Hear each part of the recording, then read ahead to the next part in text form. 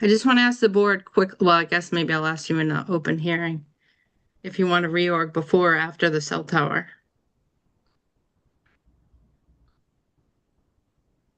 Okay, we're all set. Good evening, everyone. Welcome. Today is May 19th, 2026. Welcome to the Northborough Planning Board meeting. First on our agenda, after the town elections, we always reorganize our board. So first on our agenda is reorganization. Board, would you like to reorganize now or wait until after the cell tower application? We have to pick who is chair and who is vice chair. I assume we just wait till after. Oh, go ahead. Sorry. I was going to say I nominate Amy Pereski for chair. Second. Okay, thanks. Yeah, I'll do it. All right, so roll call vote. Millie Milton. Aye. Anthony Dighton. Aye. Bill Pierce. Aye. Carter Brannon. Aye. And I'm an aye, so I'll be the chair. Is there anyone that wants to be the vice chair? I nominate Bill Pierce. Second. Okay. Do you want to do it, Bill? Sure. Thank you. Roll call vote. Millie Milton. Aye. Anthony Dighton. Aye. Bill Pierce. Aye. Carter Brannon. Aye. And I'm an aye. I just have a request. There are a lot of people on the meeting tonight. For anyone who's not speaking, can you keep your computer muted? That would be great. Thank you. I'll do my best to keep an eye on it as well. Okay, thanks. I think there's over 30 people now. Looks like it. Yeah. Yeah. Okay. First on our agenda is the continued public hearing for 409 Green Street. It's an application for wireless communications facility, special permit and site plan approval submitted by the Tower Company, LLC and Cellco Partnership, DBA Verizon Wireless for erection of a 130-foot tall monopole accommodating 9 panels, antennas, 6 remote radio head units, associated equipment with a 70-foot by 70-foot fenced compound located on 409 Green Street in the Residence A zoning district. What I was thinking for tonight, because our expert from Isotrope can only stay until 7:30, I was hoping that Verizon could do their, they can present their application, and then we'll take questions from the board and staff, followed by questions to Isotrope, and then we'll get to all the residents after that. So we will get to you. We just want to make sure we move along. And Verizon, I'm not sure how long your presentation is, but if it could be probably about a half an hour, that would really help. We'd be happy to try to accommodate that. There's a lot of information, but we'll do our best. If you keep us honest on the time, we'll do our best to stick to that. Sure, if you go a little over, that's fine. Thank you. I have one. So I have to not be on the call because I'm not voting or participating in this to avoid a conflict of interest. Do you think you're gonna? I know you wanted to do things all before 7:30. Do you think you'll be still doing this until 7:30? I think this will go to at least 7:30. Okay, I'll try to come back on around 7:30. But if you're happen to be done with it before, just give me a text or something. Carter, I don't think that prevents you from making comments, observations, or input. It just is a conflict of interest if you're voting. Right. No, I think he can't. Like we've had some before where they have to shut off their screen. I know from whatever rules I was reading, it says I'm supposed to leave the room. But I'm not sure if, I'll just turn my camera off and everything. And but I think an alternate member can participate but not vote. But if he has a conflict, then he is supposed to leave the room. Okay. Okay. right. Who will be speaking for Verizon tonight? That'll be me. Okay, welcome, Michael Fenton. Thank you very much for having us. Is it okay if we start? Sure. Sure. Okay, so my name is Attorney Michael Fenton. I'm a partner at the law offices of Schatz, Schwartz, and Fenton. Our address is 1441 Main Street in Springfield. I'm joined here tonight by my colleagues, attorneys Brett Smith and Ellen Fryman. And we're here tonight on behalf of co-applicants, Cellco Partnership doing business as Verizon Wireless, commonly known, and TowerCo, the owner, proposed owner of the tower, which we're seeking to build at 409 Green Street. It is a 130-foot tall monopole with a 5-foot lightning rod. And that is the application that is before you this evening. I'd like to start by making some introductions. In addition to our team at Schatz, Schwartz, and Fenton, we're joined tonight by Stephanie Mulhern, our A&E expert and engineer with Colliers, and she'll be speaking later, as well as Keith Valente with C Squared, our radio frequency expert. He'll speak in the presentation and review his coverage maps with you, describing the need for the site. Also with us is Russ Dasta with VSS, which is our photo simulations consultant company that produced the report that the board has before it this evening. Jennifer Jack and Carrie Frazzolari are with TowerCo, our representatives from the proposed tower owner.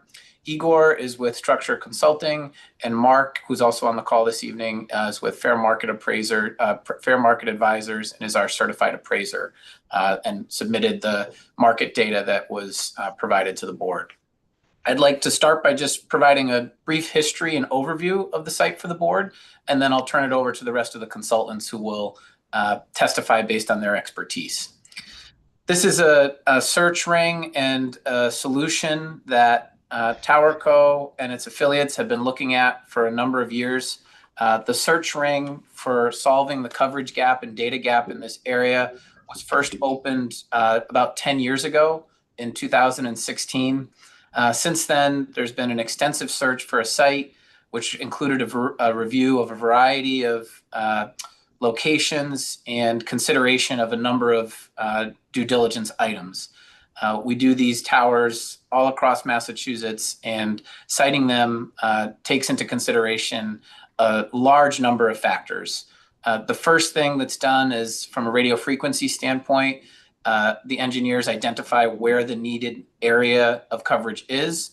Topographical considerations are taken into account.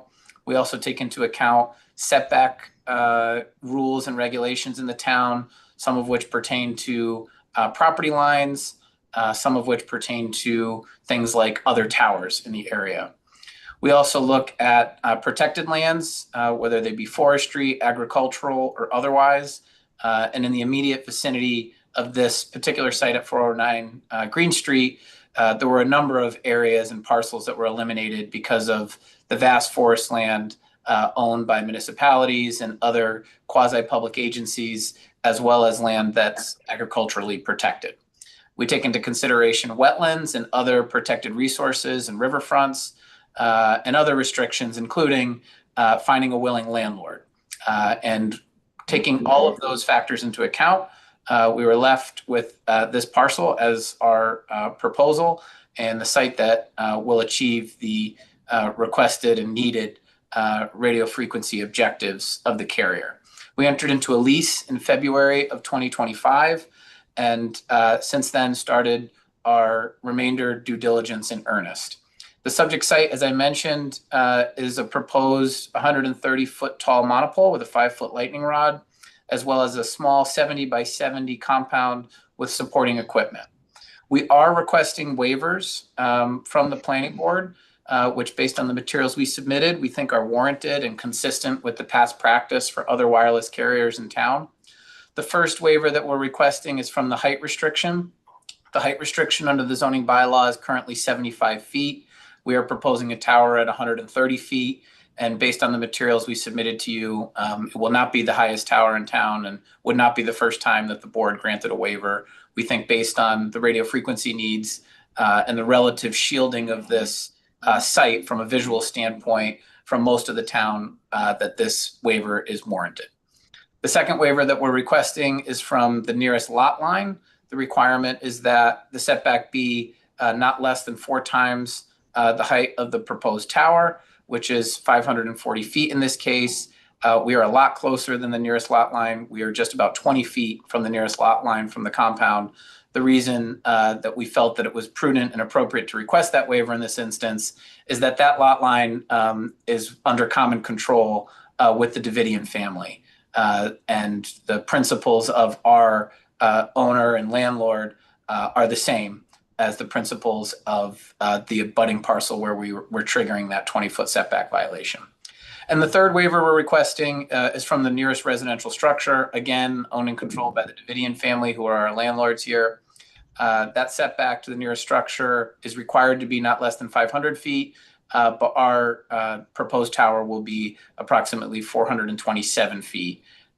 As mentioned in Planner Connor's analysis, the tower is designed to collapse on itself in the extremely unlikely event that there was to be a structural failure.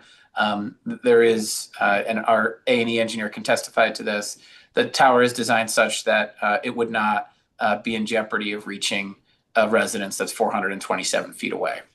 It complete the balloon floats required by the bylaw. I want to apologize to the town for several unsuccessful attempts due to weather. We had our first proposed float on March 10th with a rain date of March 13th. Those dates were not available due to wind and weather. We tried again on the 25th and the 26th, again, successful with the weather.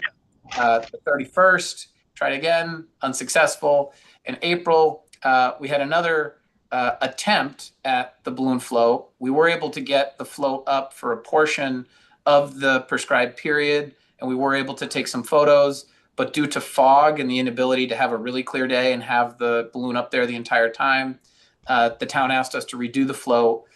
We agreed to do that, and because of the weather issues that we had been experiencing, the applicants did pay to have a crane out there to ensure that that the float would be able to proceed.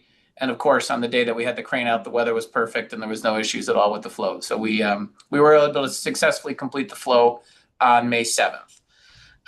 We received a letter from Isotrope and Mr. Lawton, who is the town's independent consultant, on April 5th. That letter outlined 8 questions and requests for additional information. We submitted responses to that letter on May 12th and are happy to address any follow-up questions or issues that Mr. Lawton might have related to that report. We want to identify for the board that we received a number of opposition letters shortly after filing our application. We have attempted to address the concerns that have been raised both by Mr. Lawton and by the residents in that letter. To that end, we conducted a community meeting last week at the Northborough Free Library on May 12th, and among other accommodations have updated our zoning drawings, provided updated radio frequency plots, and submitted a 169-page report to the town on May 12th, which included an analysis from our certified appraiser regarding market value concerns, and he's happy to testify if there's any questions about that tonight. We do want to point out that we did receive letters of support, approximately 9. In our experience, we've done hundreds of these sites across the Commonwealth over a number of decades, and in our experience, that is a very large showing of support for a wireless project. It's not customary that we see that level of testimony, and what we heard in those support letters, which have been provided to the town, is that there really is a need for coverage in this area, and families and residents are seeking this additional service, which we're trying to accommodate with this proposal. Also want to, in conclusion, point out that we did receive a letter from Planner Connors, and we've worked closely with Lori over the course of the last few months. Want to thank her for her time and patience with us on all of these documents that we've been submitting to the town. Lori did submit a letter today that outlined 5 points of analysis question and comment and submission to the board, which you have. We did get that late in the day, so I apologize for the last minute response. Literally last minute. I think we were only able to send it a few minutes before the hearing, but we did provide a 1.5-page response to the 5 items that Ms. Connors outlined in her letter from earlier this afternoon. And we feel that those responses will be acceptable to the board, and the requests that Lori had made of us for conditions are all things that we're willing and ready to comply with. So with that, that's the overview and the history of the site. We have a presentation we'd like to make. There's 3 folks who will end up sharing their screen. First is going to be Stephanie with Colliers, who will walk you all through the zoning drawings. Then Keith from C Squared, who will walk you through the radio frequency reports and the need for the site from a coverage standpoint. And lastly, Russ will walk you through the photo simulations so you can see a simulation of what vantage points will have view shed of the tower. As I indicated, there's a lot more material and evidence that we've submitted to the board. So if there's other questions, the balance of our professionals are here tonight and happy to answer any questions and review any other materials you might like.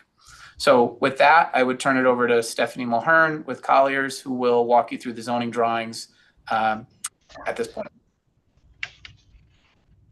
Hello, everybody. I'm going to share my screen here. Just let me know. I quickly wanted to add too, I mentioned a half an hour, but it seems like you have a lot of people, so don't worry about rushing. If it goes longer, it goes longer. Thank you. My name is Stephanie Mulhern. I'm a professional engineer. I'm licensed in Massachusetts. I work for Colliers Engineering and Design. We were the contracted engineers for this project with TowerCo and Verizon. We prepared the zoning drawings, revision 5, dated May 11th, 2026. And that is what I'm sharing here on my screen. As an introduction to the project from an engineering perspective, as you know, this project is located at 409 Green Street. It's about a 2.5-acre property, and it is in the Residence A zoning district.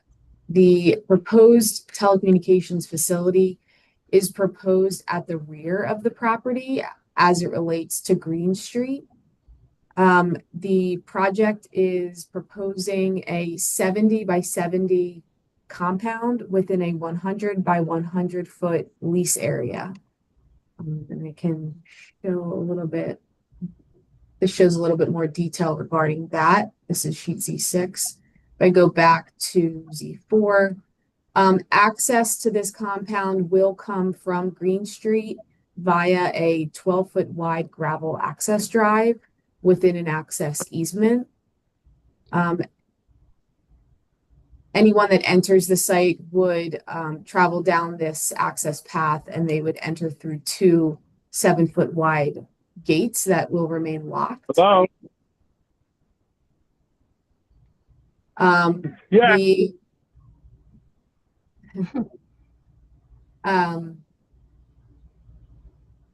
So within the compound, the 70 by 70 compound, it will be gravel pavement. And as someone enters the compound, they will see the Verizon equipment pad here. It is a 11 by 17 concrete pad within a 12 by 18 lease area.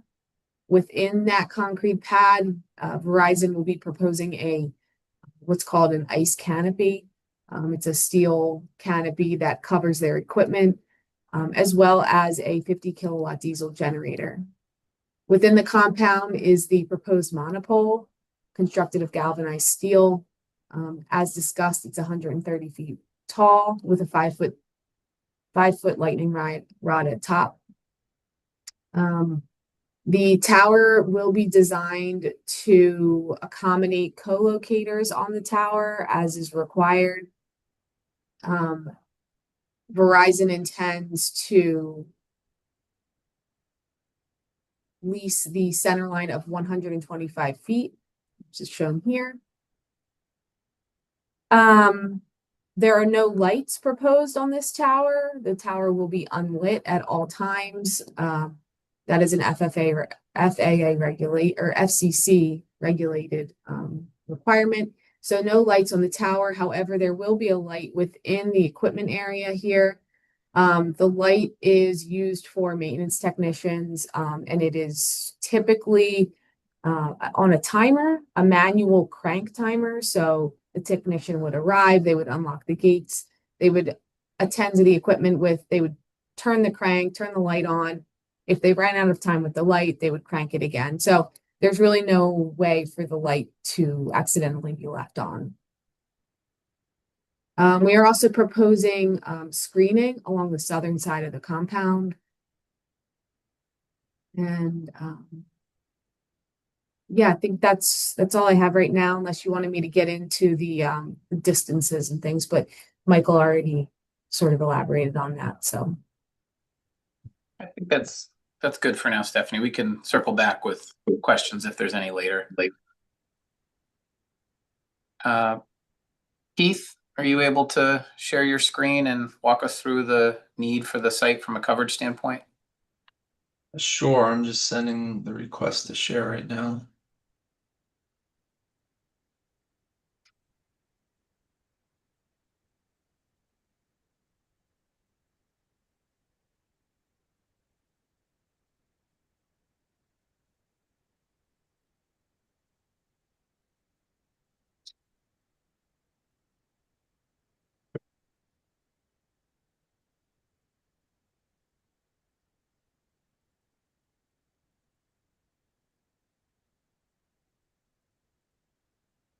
Are you able to see the attachment A on the It's coming up. screen? There it is. Okay.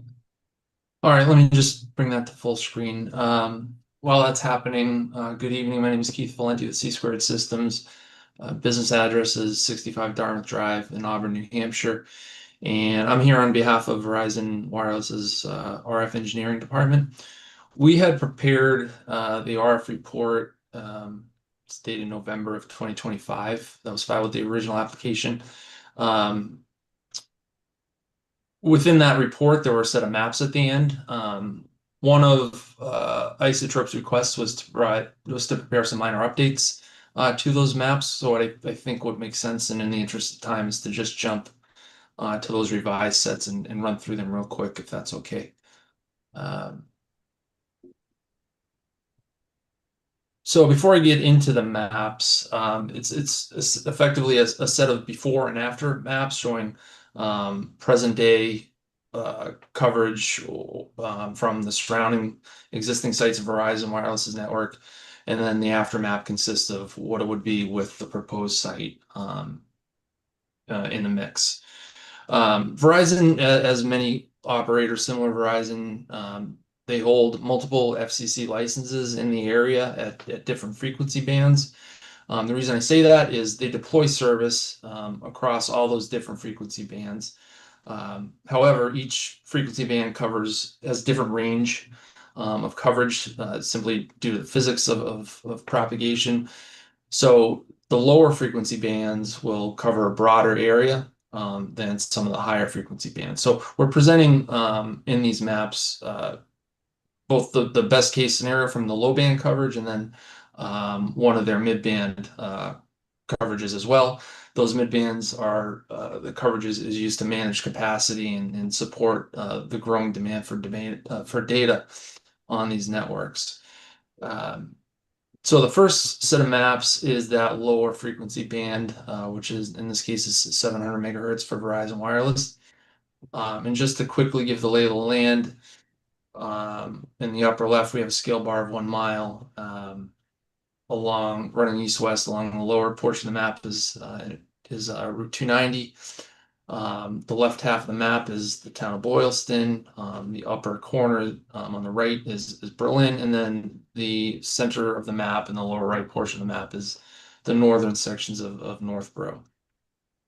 Shown on the map are Verizon's site locations. Those are shown by the sets of 3 wedges.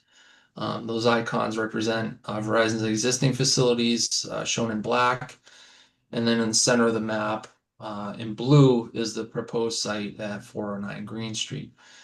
Just to quickly run through those surrounding sites, the site labeled Berlin West, it's a little over 3 miles to the north. It's at Car Heaven, if anyone's familiar with that area. Moving south, the site labeled Berlin 2 is over by the mall. I think it's next to the Best Buy. There's a short tower over there that Verizon is on. The site labeled Northborough 2 is behind the senior center. That's a monopole tower. South of that, labeled Northborough 4, that's a tower at the police station.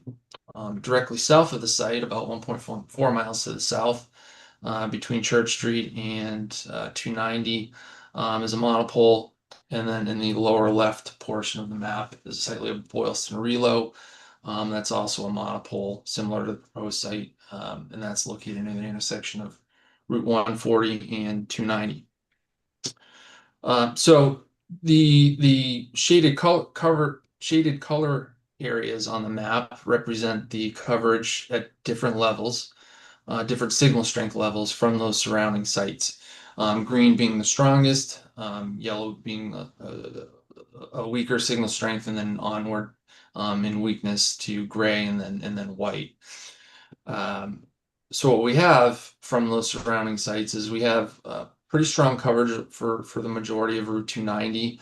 However, north of 290, as you get into the along the secondary roads into northern Northborough and the surrounding towns, we have our gaps in coverage. That is one of the reasons for this proposed site. It's to fill in those areas to provide reliable service to Verizon customers traveling through those areas or living in the many homes in this area of the town. So the gap itself consists of Green Street, Smith Road heading north into Berlin. It also extends into Boylston, also along Green Street, Mile Hill Road, and Central Ave as well. If I flip to the next map, this is that after representation, which shows the coverage fill-in from the proposed site. As we can see here, Green Street is filled out. Some of the secondary roads, we have improved coverage at Tugas Farm, and then certainly it's on the border of the town on the town border with Boylston, so it is going to provide coverage into Boylston as well.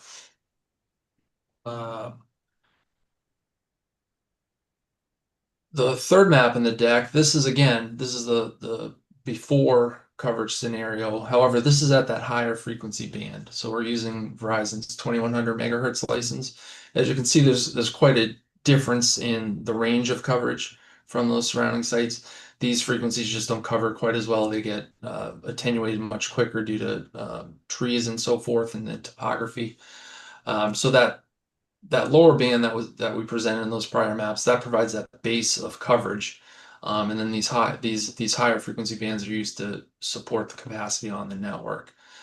So you can see the gap at this mid band is much more evident around the proposed site, and if we turn the site on, you can see it does fill in a substantial portion of northern Northborough with that mid band coverage.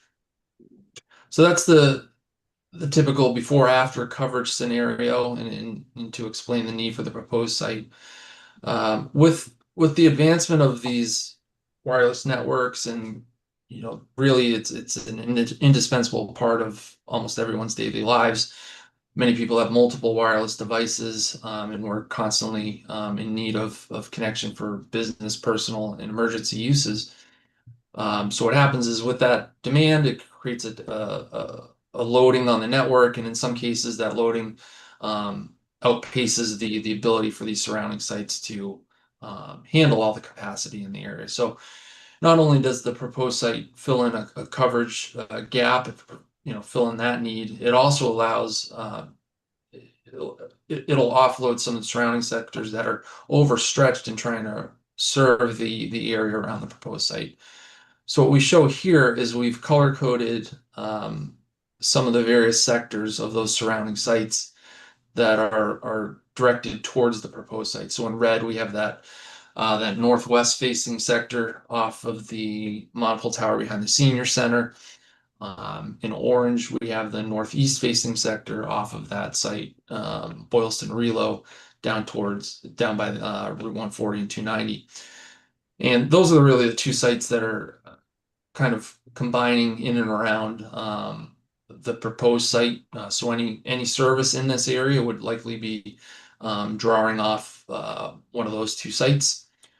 So from a capacity standpoint and management standpoint, when we turn this proposed site on, you can see in green, that is the area that would now be served by the proposed site. You can see that red and the orange area is drawn back. It's relaxed a little bit, allows those sites to serve areas closer to them much better. So the proposed site does serve portions of Boylston and northern Northborough, but the benefits don't stop there. They allow those surrounding sites that are also serving other areas to perform better. The coverage areas, you may look at them and say, geez, why are they so irregular?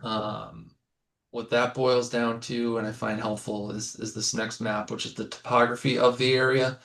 It helps explain why certain sites cover where they do, and it helps demonstrate why the proposed site is uniquely suited to fill in the need here. You can see the red shades here. If we look at the terrain key, those are the higher elevations. The proposed site sits at about 630 feet AMSL. And if we follow Green Street north of 290, it's low to start. It follows Howard Brook. It's a naturally lower lying area, and then it traverses uphill towards the proposed site, kind of goes over the hill and then drops down again. So the proposed site is in a good spot from a topographical standpoint to serve both sides of those hills, of that hill to cover along Green Street. It's proximate to Tugas Farm, which has a lot of usage during events and on the weekends. So it provides an opportunity for a site to handle that area from a capacity standpoint rather than sites that are located 2 and 3 miles away. So in the interest of time, I can stop there. Isotrope had requested some additional maps, which were included in our supplemental filing last week. But other than that, I'm happy to go through those if there are questions, or I can end it there and move on to the next topic. Board members have any questions? The maps? Oh, Millie, I can't hear you. I do have some questions based on what it looks like. This seems like it serves Boylston a bit more than Northborough and maybe even Berlin. And it looks like there are some height, 650 feet height areas that are also desirable. So why wouldn't you go into those communities versus coming into Northborough right on the line, where it's not going to serve the Northborough residents as much as it's going to serve Boylston or Berlin? Sure. Well, the shorter answer is the RF propagation. It doesn't necessarily respect town boundaries. It's really the FCC license boundaries that need to be adhered to. So while a site will inherently, cover, the surroundings of where it's located, sometimes those bleed over into other towns. I think it works both ways. There are sites outside of Northborough that would provide service within Northborough. In this case, it is on a town line. It does serve a need and a portion of Boylston, and it also serves a large portion of northern Northborough as well. As far as other locations, I think we have other speakers that can discuss the constraints in terms of site selection and limitations from that perspective. The RF part of it is one piece. There's a whole other ball of considerations that need to be accounted for in terms of availability, any restrictions on properties, and so forth that limit where we can and can't propose a site.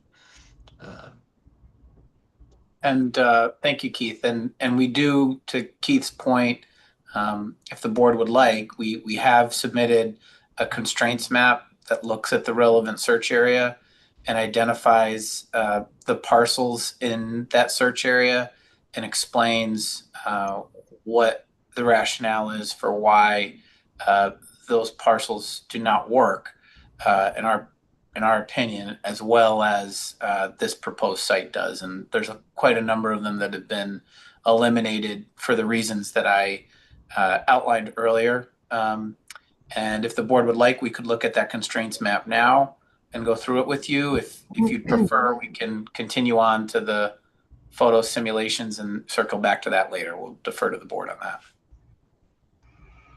It makes sense. I'd go through it now. So Okay. you're saying that you reached out to other people in Boylston? Because to me, it looked the same. It looked like the majority of the white was in Boylston. And even in your description in the application, it said the people who would benefit the most, it looked like Linden Street and Central Street. So I was wondering why the cell tower wasn't going to go on Linden Street or Central Street or in that area. Topographically, it's similar, and this is right on the line.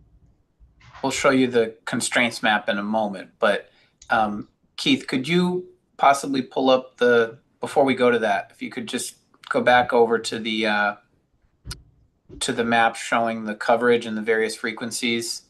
There is a large number of extensive amount of coverage that's going to be provided in Northborough. There is material coverage in Boylston as well and other jurisdictions, but I think it's worth going back, Keith, and looking at that before I pull up the constraints map. Sure. And I mean, I deal with cell towers all day long, and I do know that one of the things that they do look at is cell towers generally point down. So when they set up an antenna, they want to set it up as high as possible, and then they point it down geographically. So we've got to keep that in mind too when we're looking at these maps. So I've moved back to that initial map showing the existing coverage from Verizon surrounding facilities at 700 megahertz. So the gap within, if we're talking specifically within Northborough, the gap's predominantly north along Green Street, north of 290, and then certainly in Boylston, due to the topography, there are some additional gaps. They're subject to the same attenuation and so forth from these surrounding sites on 290 that limit the ability for those sites to cover into Boylston as well.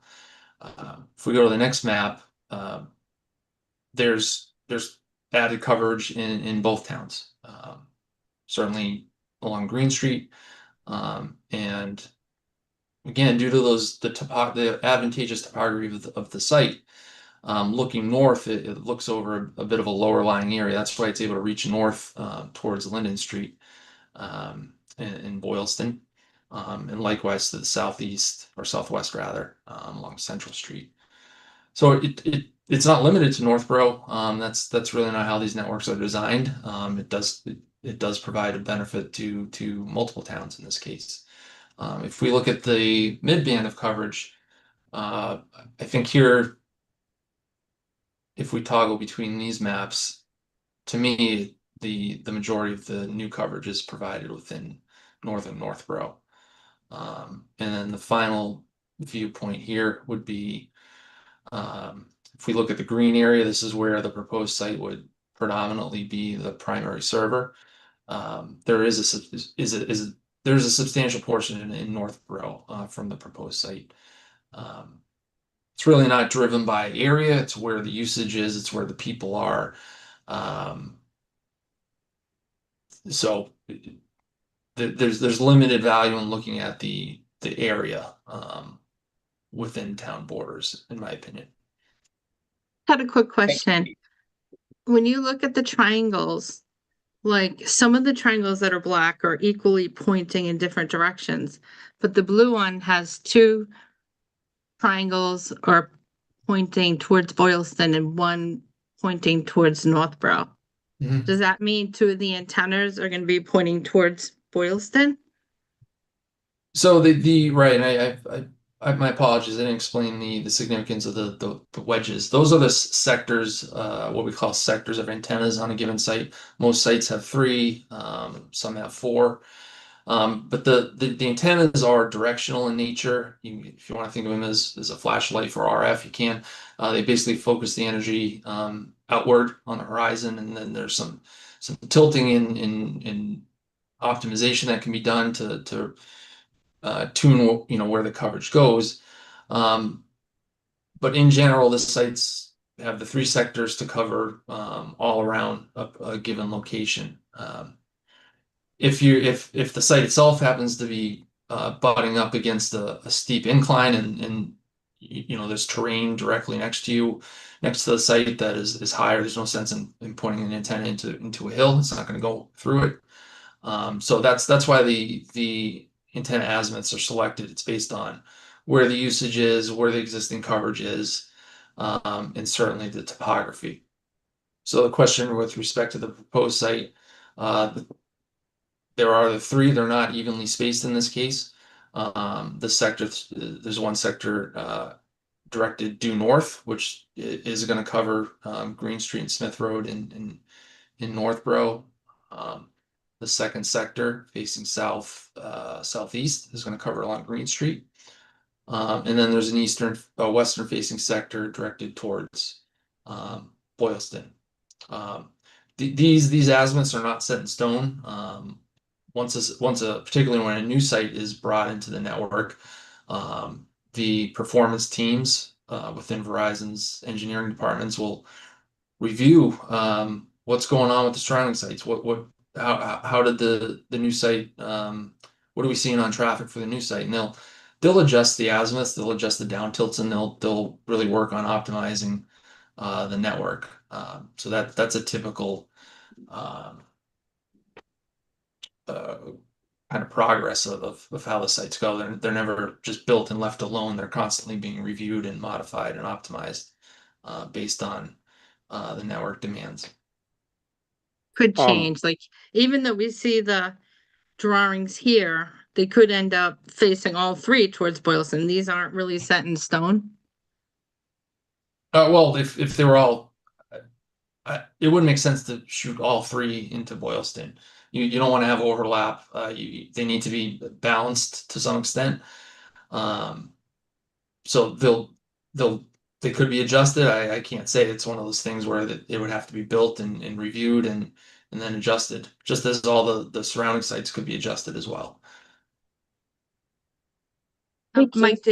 Mike, did you have a question? I might be speaking out of turn here, but just a suggestion, and I know it's not part of the package and I didn't request it earlier, but given the way the questions have gone, something that might be helpful for the board to see would be just simply a plot of the proposed site by itself with overlaid on the same background, not the terrain background, but the town boundaries and the roads, just to show the footprint of the proposed site on its own, not necessarily how it fits into the existing network, but just what it's going to cover in Boylston and what it's going to cover in Berlin and what it's going to cover in Northborough. And I'd be happy to see that, but I did want to point something out on this map that we're looking at in front of us. And all of the other point sites show a pretty equidistant triangulation of the coverage, except for Northborough 4, 175 AGL down in the corner there, which seems to be predominantly pointed south, north, and west. Am I getting that right? Maybe southeast and west. And these triangles seem very different than all of the others. So looking at what the coverage should be and what's expected, it looks like this is going towards Boylston and Berlin. It sounds like what Mike suggested might help us see Okay. that. So Okay. is that something you could do for us? Yeah, I can if the applicant chooses to provide a map, I can do that, a single map with the proposed site. I would like to emphasize that two of these sectors shown on the proposed site are directed predominantly within Northborough. So there's less sites to the north, so it's inherently, if we look at this green map, there's the proposed site is the best chance of providing coverage further to the north, which just happened in this case happens to be in Boylston. Hey, Keith. Sorry to interrupt you, but can you explain how this tower affects the other North Barrow towers? Will the other North Barrow towers work better when this one is installed? Right, exactly. So the third set of before after maps. So this is present day. We're showing in red the northwest facing sector of that senior center monopole. In orange is off the site in Boylston. And then in blue is actually two of the sectors off the monopole off of Church Street. So that's the areas that are each of these sectors are presently serving. So what happens is when the proposed site, if it's approved and built, you can see those red and orange areas get absorbed by the proposed site. So those two sites, the Boylston Relo and then the senior center site, they're no longer going to be responsible for serving this area of northern Northborough, which includes Tugas Farm, which can, during weekends and events, can create a pretty substantial capacity burden on the network, simply because there's no site near it. So it's fringe coverage to a lot of folks trying to make use of the network. So sort of a long-winded answer, but yes, those surrounding sites will benefit. It's sort of a domino effect of improvement. Right. Okay. I guess if you want to continue, unless there are any other board questions. Okay. Well, I'm happy to show the constraints map that we were discussing at this point before we look at the photo simulations. So one moment, please. Can everybody see my screen here? Almost. There it is. Thank you. Okay, so this is the constraints map, which was submitted. It's page 155 of the supplemental report that we submitted on May 12th. I just want to walk you through what you're looking at here. I understand there's a lot of information and a lot of lines, so it can be a little overwhelming to understand what's going on. Just bear with me while I try to explain to you what we're trying to depict here. The first thing I want to call your attention to is this half circle here in black.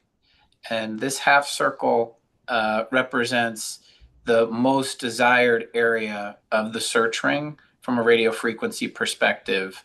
That area is identified to our site acquisition professionals who go out and try to identify what areas might be available subject to limitation within that area to satisfy RF coverage objectives.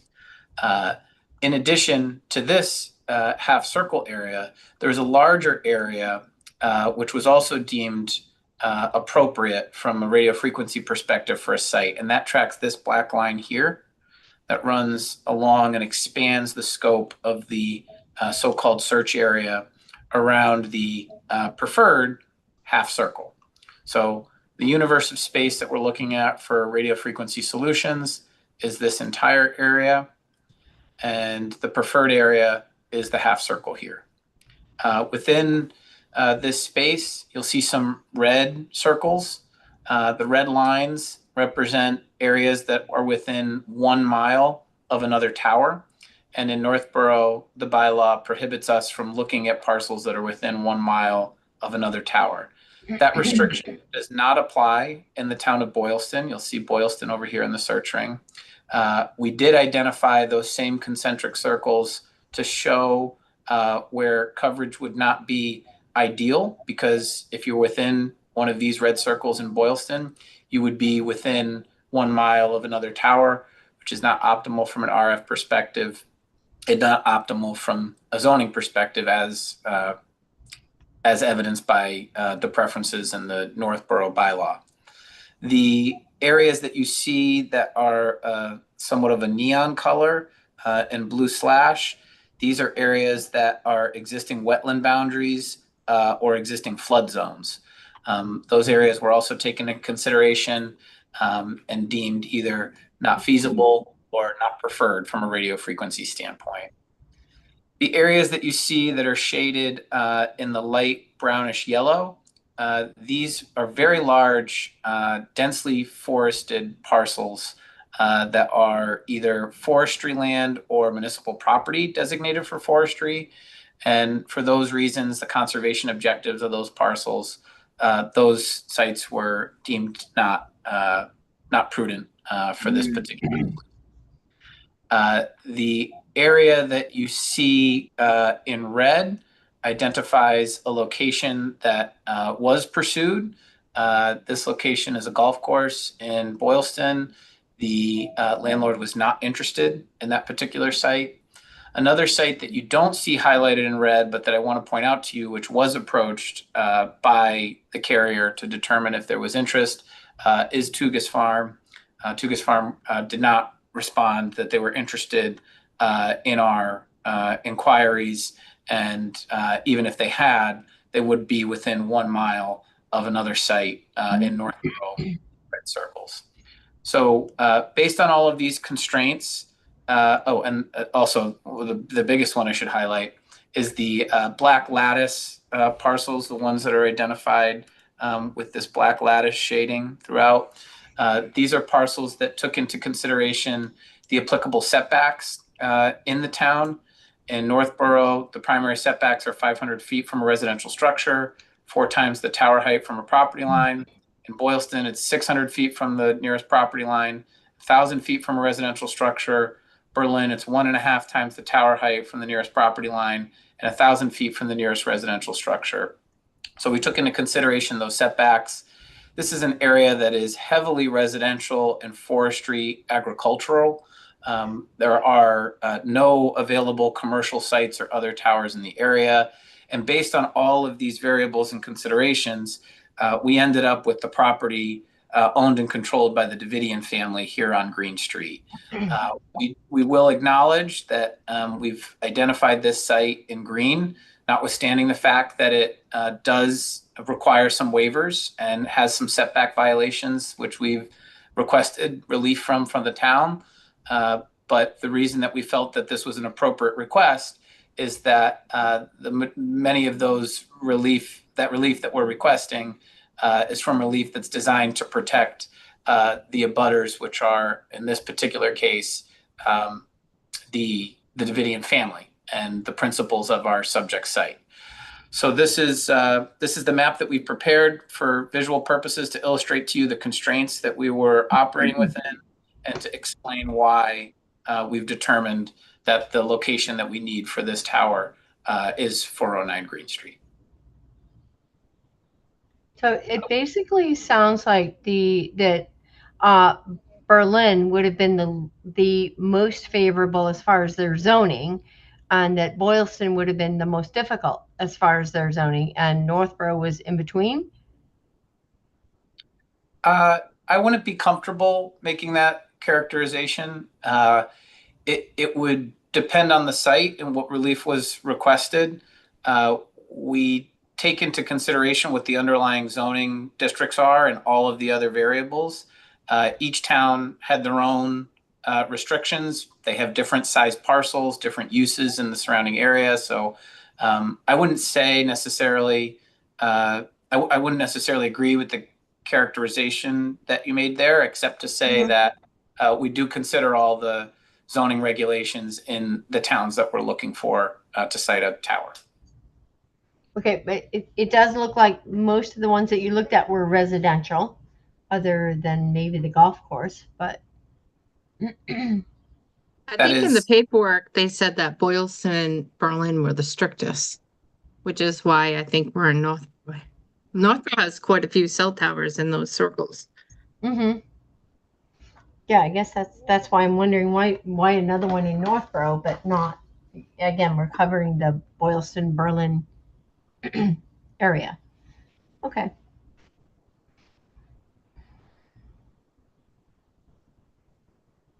And I think in the paperwork, it mentioned that there's a TV antenna in Boylston, but it wasn't looked at because there has to be an analysis. But maybe you could do the analysis to see if it would work on that current antenna that's already there.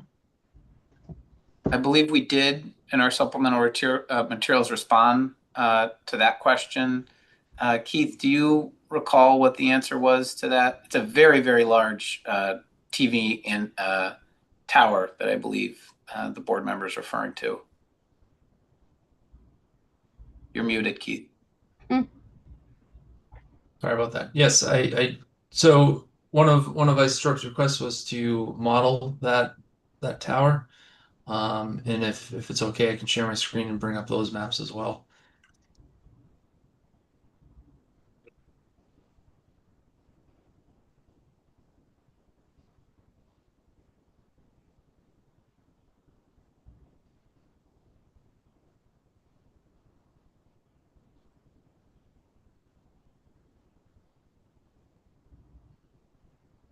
So again, these were submitted as part of a response last week. What we're showing here in the magenta colored location, that's an existing tower. Isotrope had requested that we run it at 150 feet above ground. It's really just a matter of proximity to Verizon's existing site. It's about 0.85 miles to the north of this existing Boylston reload site.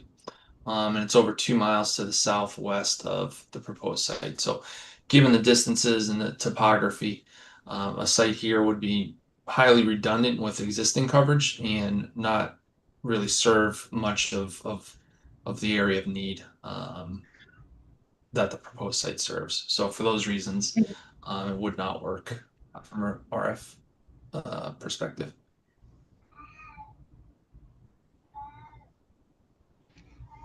So are those, you're saying there's one tower in Berlin West up there and one in Boylston and then the TV tower. Is that correct?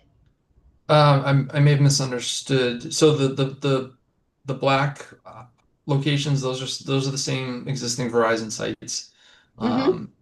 This magenta colored one is that Verizon is not on this. We were asked to model a hypothetical, installation on that TV tower. So that's what this map represents. So it's the coverage of Verizon's existing sites along with a hypothetical site at this alternate tower. But as I mentioned, due to the location and the proximity to an existing site and the distance from the proposed site, it would really serve a different area altogether and be heavily redundant with Verizon's existing coverage from that Boylston site. From the Boylston. So there's one in Berlin, one in Boylston, and 1, 2, 3, 4, now possibly 5 in Northborough. Shown on the map, yes, that's correct. I had a question. I noticed along the aqueduct, the black dots are the small cell, and there's a small cell in downtown Northborough. Why wouldn't you run the small cells on the poles on Ball Street and Green Street? I think I would assume they did it on the Wachusett Reservoir because of the aesthetics. And I would think the same thing could be done up here on Ball Street and Green Street. So small cells, well, I guess we should first discuss what a small cell is. Typically, it involves a smaller antenna mounted on a utility pole with a radio head mounted somewhere on the pole. So the antenna itself is at a low height, generally 30, maybe 40 feet above ground. It'll be obstructed by any of those surrounding trees if it's in a treed area. So they're predominantly intended to complement the coverage provided by these macro sites, these tower sites. And they serve discrete areas. They're good at serving pockets of high usage where there's open areas, strip malls, if you will.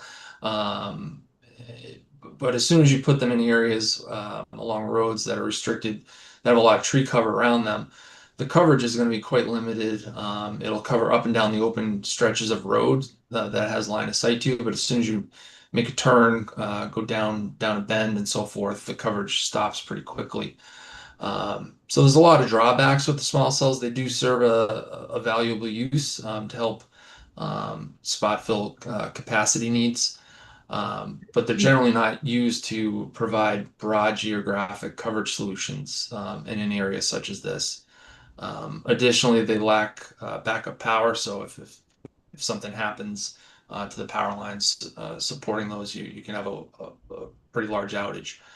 So for those reasons, primarily they're intended to complement the macro site network. If I look along the aqueduct, though, they have 1, 2, 3, 4, 5, so they seem to get the job done. And that's Route 70, which is probably a more well-traveled road than like Smith Road or Green Street. Yeah. Well, the coverage shown here at the outset, we were talking about reliable coverage. So these are spotty at best. This one, if I can recall in my head, can you see my cursor moving on the screen? We can. Okay, so that's near the entrance to the Arboretum. This location here is by the high school, I believe. And then you have these other two kind of isolated ones, but in between them, it's not reliable coverage at all for travelers moving around those areas. I'm one to judge, but my sister lives in Lancaster and I drive that street back and forth all the time. And I talk to her the whole way and I've never dropped it. And I mean, if you're saying it's spotty, I drive it all the time and I've never dropped a call there. So thank you, Verizon. And I do have Verizon, yeah. But you can continue. That's all I had with respect to the original question about the WTF tower alternate. Okay.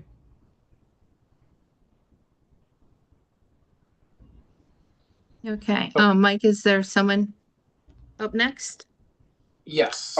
Actually, before you move on, I had just one question about the constraints map that you shared prior. And maybe, I don't know if somebody wants to pop that back up, but why it looks like we're looking at the southern half of the circle and a semicircle. I was wondering why, what happened to the northern half? Mm-hmm. Yeah. Can you see the screen here? Yes. Yes. Yes, I can. Okay, we did provide written testimony that outlines the reason and the basis for that. Keith, are you able to speak to that at all, or is that something I should call up and take a look at? I can do my best. It's a long history. It predates my involvement, but I'm familiar with discussions with the Verizon RF engineers. I mean, just to recap what was included in the supplemental, the search ring for this area is quite old. I think it's over 10 years old at this point. And there was a broad area that was researched for possible candidate locations. Over time in reviewing, lack of availability in certain areas and discussions with the changing needs of the network, Verizon's RF team instructed the site acquisition folks to focus more on the southern half because that's where the more of the need was to help manage those capacity issues on some of those surrounding sites, and to improve coverage where there was more of a need in Verizon's RF engineering team's assessment of the area. So that's how the focus kind of shifted to the southern half of that original search circle, if you will. So you're saying that search ring is over 10 years old, that what we're looking at is over 10 years old? No. Oh, okay. The original search ring is about 10 years old. And that Mr. Lawton's question, as I understood it, is why aren't you looking at the full scope of the that original ring and circle, which would have been from 2016. And Mr. Valente's testimony is that based on the changing radio frequency needs and time in the area, the RF team, based on the changing needs of the network, identified the lower half of that original search circle to be the area that needed the coverage site. And in addition, expanded it to include this swath of area here that you see with the second black line. So the reasoning behind my question and sort of the logic of what I was asking is, if you go back to attachment G to the original application, which was the terrain that we looked at earlier, and you sort of mentally superimpose the terrain and the high points of terrain in the area of coverage gaps. There are basically three high points shown in red. One is the hill that the proposed site is located on. One is the hill to the west that appears to be primarily residential from this picture. And the third one is an area on just to the surrounding Ball Hill Road in Berlin. And continues down into Northborough a little bit along Smith Road. Right. That would fall off of this map, but it would be a high point of land in the area where the gap in coverage appears to be showing. And it would be interesting to know what's proximate to Ball Hill Road and why wasn't that considered as part of this? Right. And that's kind of what I was asking earlier when I said looking at other towns. They seem to have some of the same terrain topography. And, you know, they talked about the golf course or Tugas Farms, but not north. We'd be happy to get you some applicable. additional diligence on that, Mr. Lawton, just so that I'm clear on what you're asking and describing those red areas on the topographical map. Keith, would you mind sharing your screen and pulling that up again so we can identify the exact area that they're talking about here? Yes, give me one moment.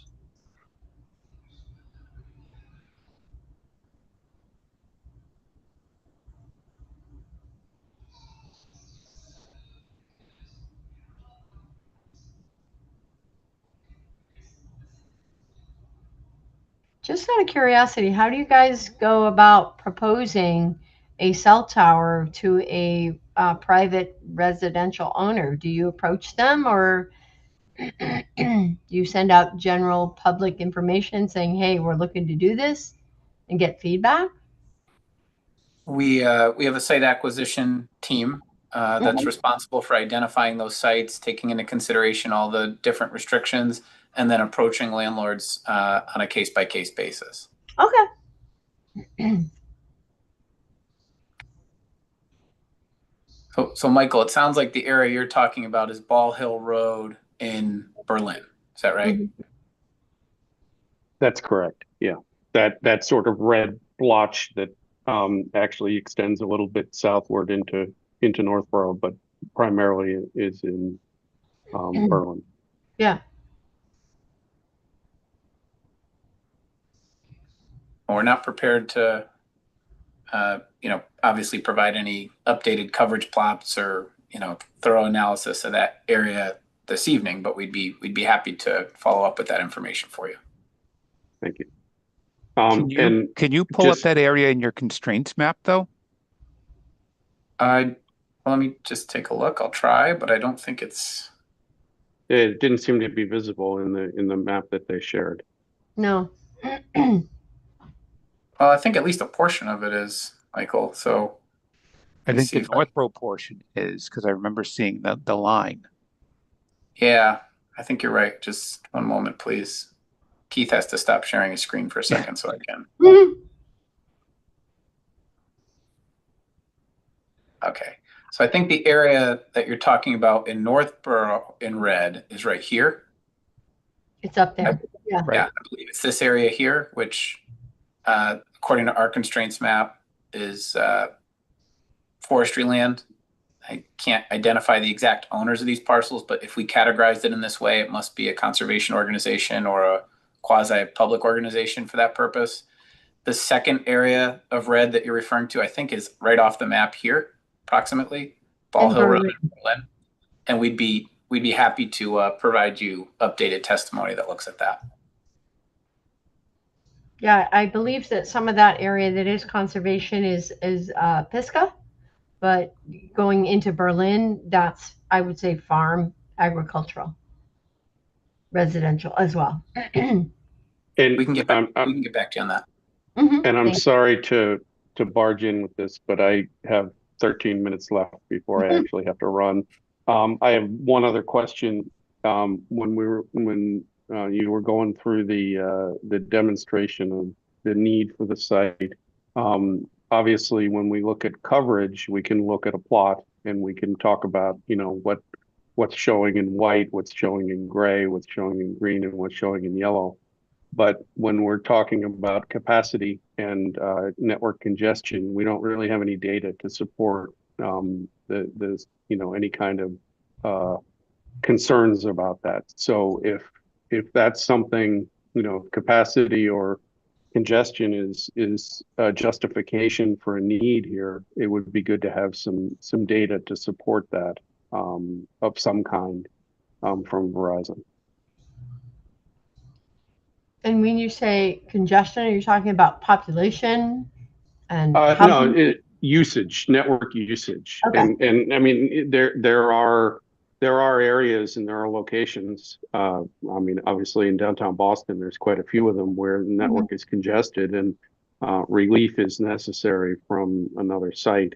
Okay. And if this is, if Verizon would like to categorize this as one of those areas where congestion relief is necessary in order to allow the surrounding sites to function better, which is what was stated earlier, it'd be good to have a little bit of, you know, data to support that rather than just an anecdotal statement.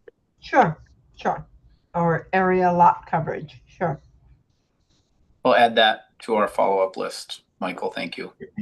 So because Mr. Lawton has to leave, the other material portion of our presentation is the simulations. But Michael, is there anything specific that you'd like? I mean, we have a lot of other materials that were submitted and the appraisal, a lot of other items. Is there anything that you'd like us to focus on before you've got to run?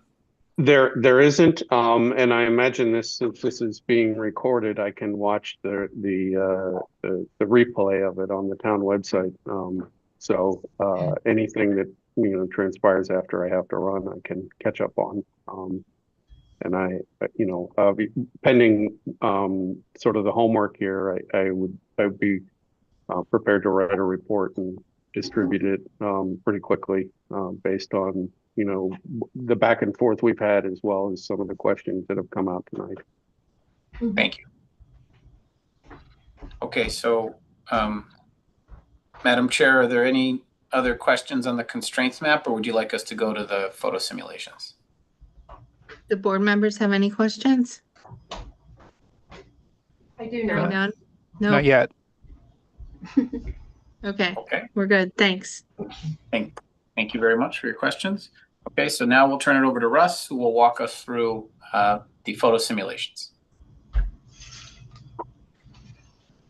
I'm the president of VSS. We performed the screen test, and I personally monitored the height and location to make sure that we were where we were supposed to be, and our height was correct.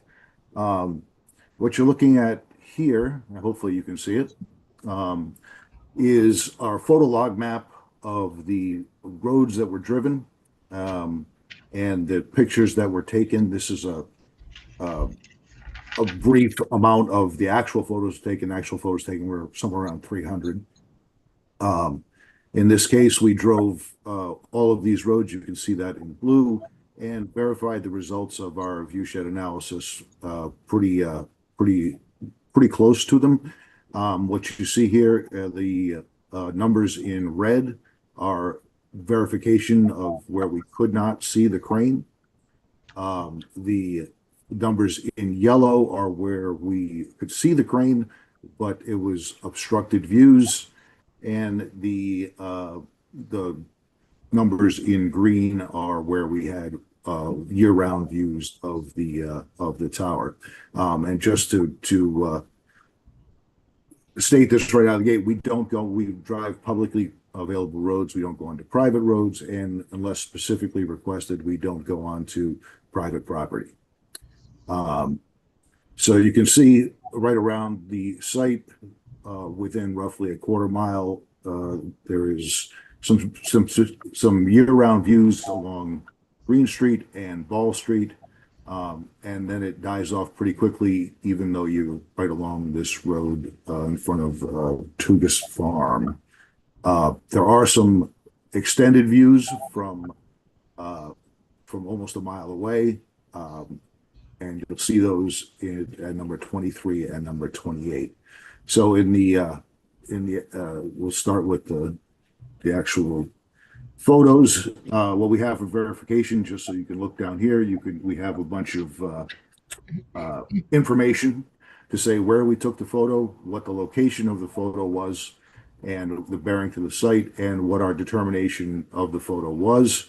The reason why we do this is so that if you want to refute what we say, you can go to this location, put up a crane, and go to this location, and you will get this same site or the same picture. The next photo is a simulation of what we expect the tower will look like. The crane itself was flown at the top of the crane at 135 feet. The actual top of tower is 130 feet with a 5-foot lightning rod. This is an approximation of what the tower will look like. It is a Verizon setup. It may not be exactly like this as far as the actual carriers on it, but is very similar. You can see that we did attempt to simulate some coverage from a landscape perspective, to attempt to cover the existing or the proposed compound.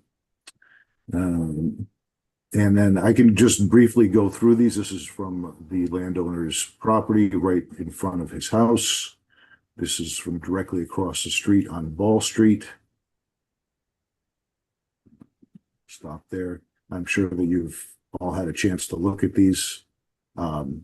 This is at the corner of Ball and Green, just past the corner. The reason why we chose this was to show how quickly the trees cover the area once you turn the corner. See, this is on the north end towards Green Street. This is the first property, the last place that you see it along Green Street from the road. This is at the corner from Ball Street as it heads south towards Tugas Farm. And from then on, this is right around that same corner. From then on, you cannot see the tower from Ball Street. I'm going to fast forward through all these no-see-em shots. We can talk to them or talk at length about them if you'd like me to, but in the interest of brevity. This one is important. This is by Tugas Farm, and you cannot see the tower from here, although we do predict that you will see some views from actually on the property. Moving along, let me move forward to some of the further views. This is on Ball Street to the south, And it's very difficult to see here because the exposure was off on the camera, but you could see it just barely above in the trees through this grove. And this is the only other shot that we could get. And I can kind of zoom in here. You can see that the crane is visible through the trees by this lake. And unfortunately, I don't remember the name of the lake. Pond. Thank you. And I think that is the main part of my presentation. I don't know if anybody has any questions specific to any of these things, and I'd be happy to answer them. I mean, obviously this is taken during the spring when there's a lot of foliage out. I think it would be different in the wintertime. Actually, I believe that this was kind of halfway in the springtime. So when we go to some of these, some of the further shots or some of the shots that are obscured, you can see that once the foliage is fully out, that it will be more obscured. So I think we did our best to get there as soon as we could to try and take these photos and do this test while the leaves were off. As you can see, that we didn't quite accomplish that, but we did the best we could. Right, but obviously the leaves are in, and it would be different when the leaves are down. There will be, yes, that is true. Mm-hmm. I had a quick question too. Now the antenna shows Verizon antennas on the top, and there's 9 of them. So if you have 3 other co-locations, there'd be 3 more layers of antennas below it. So like another 27. I 3 couldn't more speak to rows. exactly. Go ahead. Oh, sorry. Stephanie, could you speak to how many carriers the tower is designed to hold and the approximate spacing between carriers if they end up co-locating? Yeah, the tower is typically designed to handle up to 4 carriers. So it would be 4 center lines. Like what we're seeing right now is 1 center line with Verizon. They're traditionally spaced 10 feet apart. So almost right under the Verizon center line that we see there would be the next center line, and then 2 more further below. And yes, it would be approximately the same number of antennas. It could be, I mean.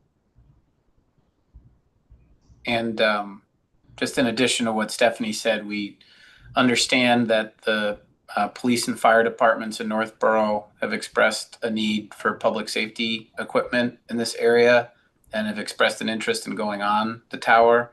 In our letter that we sent back to Planner Connors earlier today, we acknowledged that we would work with those departments to provide rent-free co-location on the tower, and those would be additional antennas that would go on the tower as well, subject to the preferences of police and fire in Northborough. But they have expressed an interest.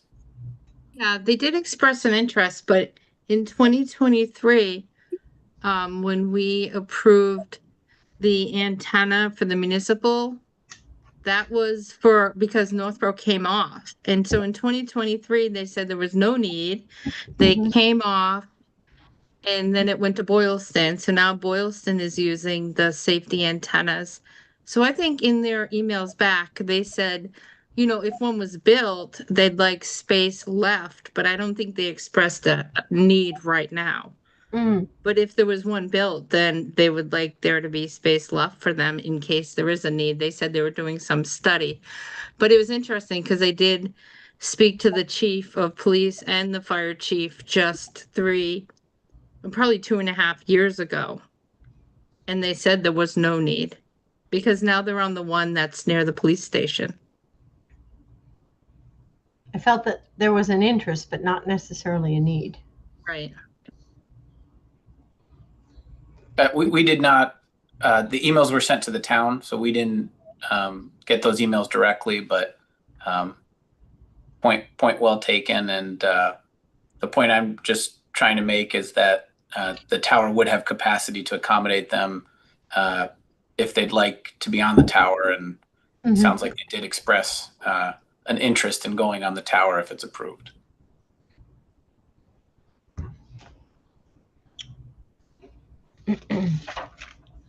Are there any further questions about the simulations?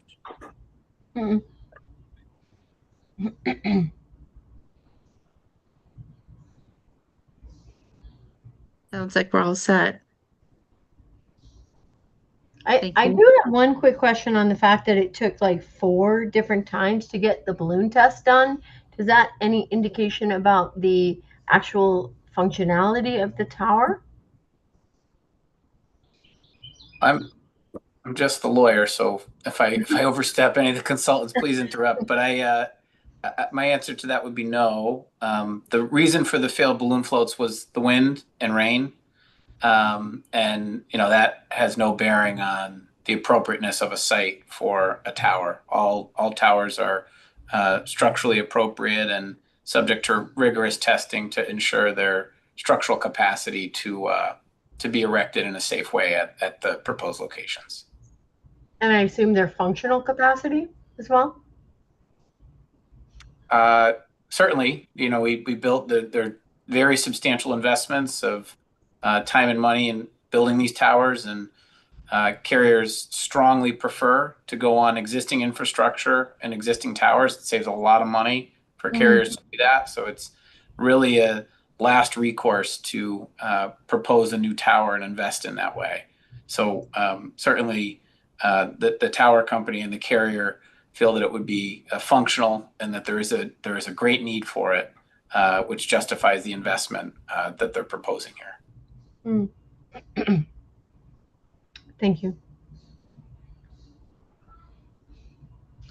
So, Madam Chair, that concludes our prepared presentation. We're, as you see, prepared to answer any other questions that you might have. If there's other materials that you'd like to review, the appropriate consultants are available to answer any questions you have about the proposal that we put before you. In conclusion, I would just like to say that this is an area that the carrier has identified as a need for a great number of years. They've been searching in this area for some time for an appropriate site, and working since our signed lease for over a year on this submission. We've tried to the best of our ability to respond to the questions that have come from the town's independent consultant, as well as the town itself and the residents who have expressed opposition. And we've really tried to make as many accommodations as we can in providing you with supplemental information to justify our requests here tonight. Thanks. I did go through all the letters from the residents, and you mentioned you had 9-4. I only received 3 of them. So I didn't know if you, before the next meeting, could send all the emails that you received. I received 15 in opposition and 3 for the tower. Okay, we will get you those. If you just give me, there was a lot of letters, so we created a little chart, and let me just double check. So 1, 2, 3. I think I saw 4. Looks like we have 10 letters in support, and in opposition we have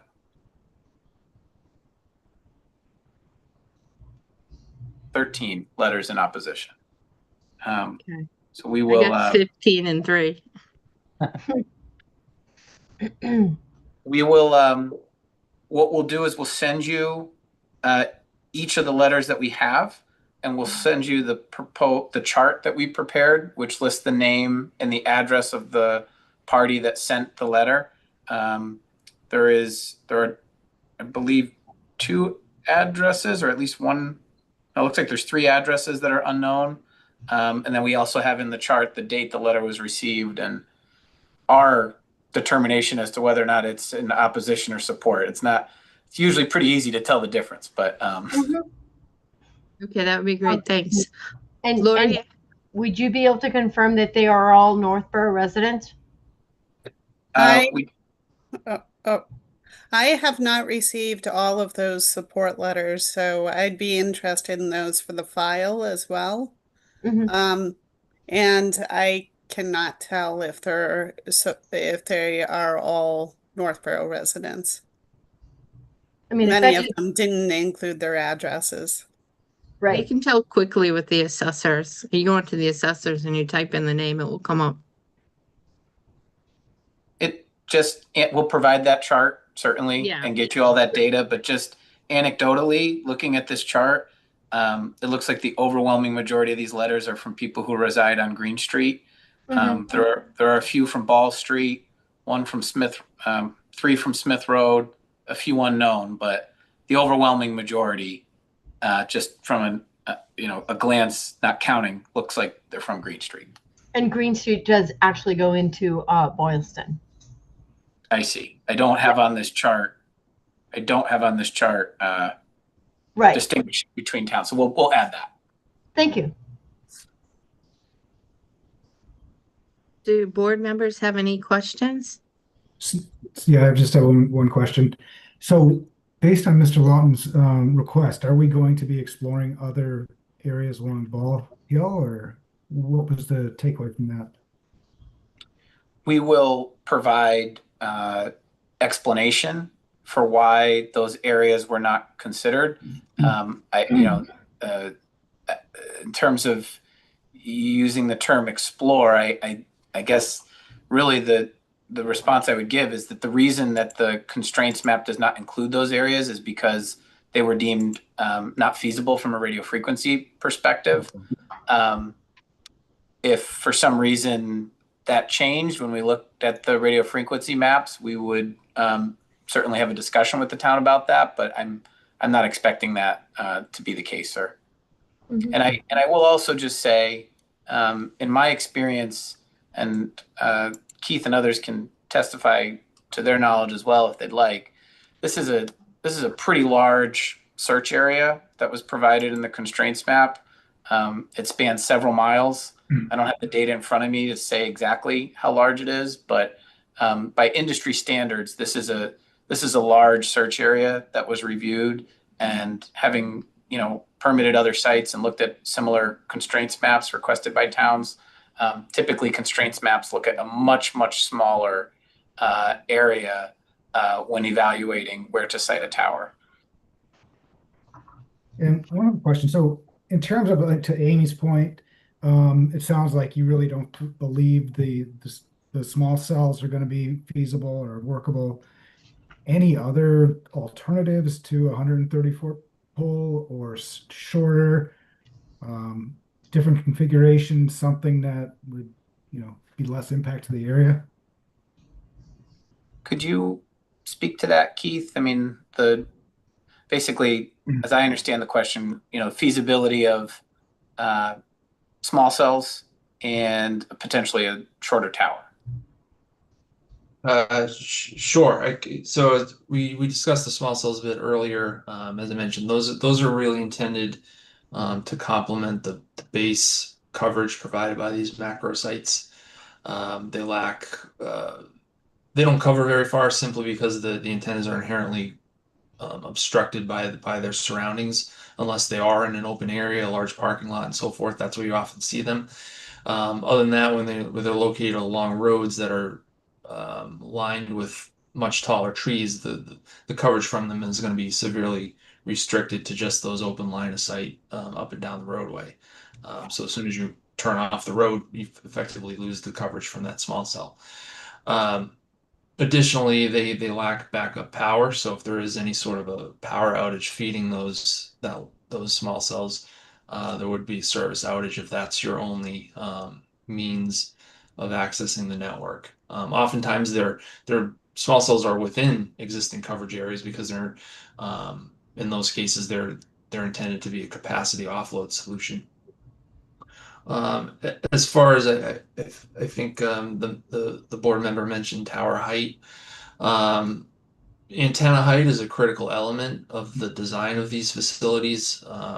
It's important to have a good, clear view of the area that you're trying to cover, and be able to see over some of the topographical obstructions. So as I discussed earlier, if we follow Green Street north from 290 up towards the proposed site and then over into Boylston, It starts off quite low. It follows along Howard Brook, and then goes up in elevation and then drops down in elevation again on the other side of the hill. With the site being where it is, it's good in the sense it doesn't need to be too tall because it's sitting on a high point, but it does need some height in order to see into those lower lying areas. And from the modeling we've done and the additional plots we've provided, we can start to see gaps opening up as the height is reduced below what's proposed.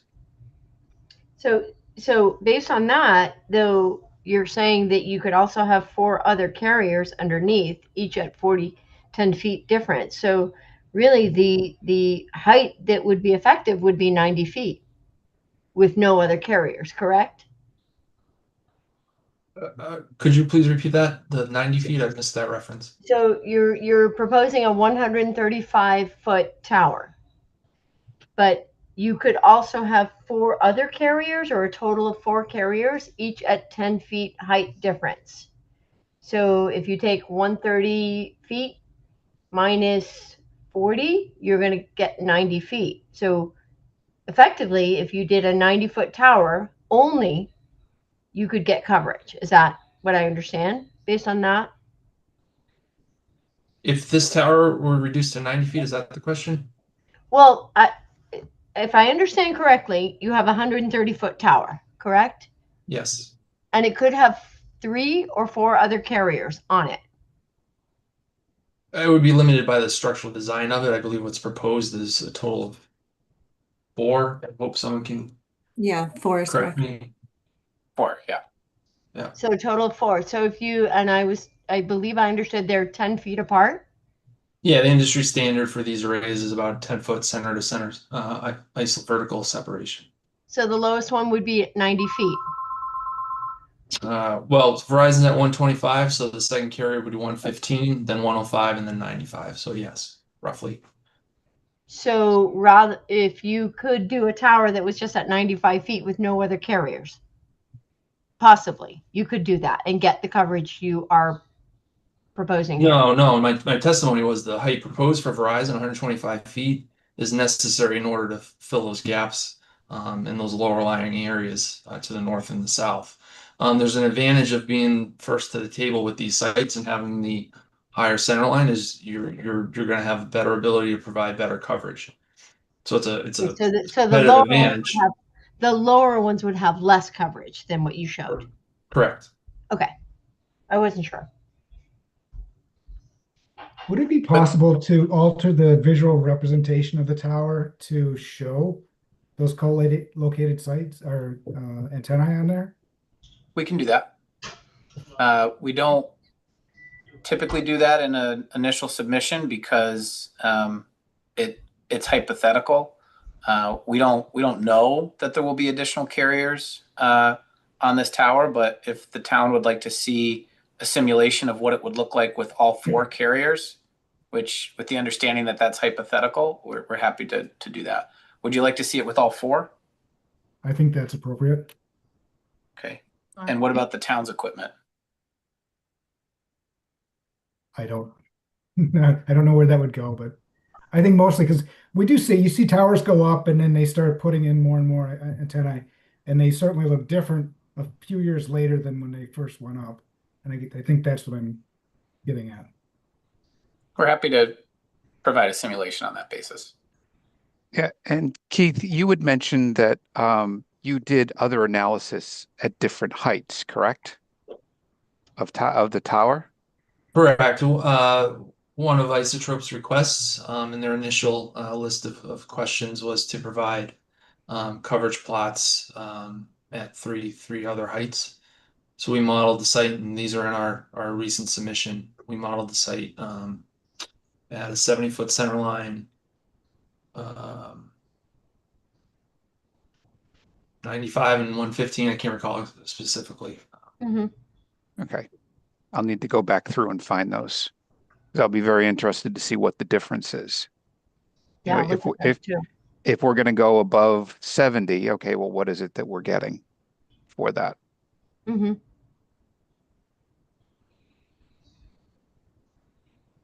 Okay. Any more questions from board members? So I have a bunch, but I was sort of waiting for everyone else.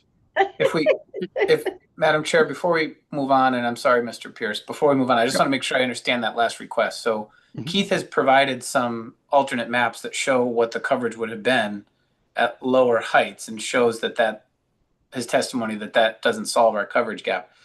Is there an additional map that you're looking for in addition to that?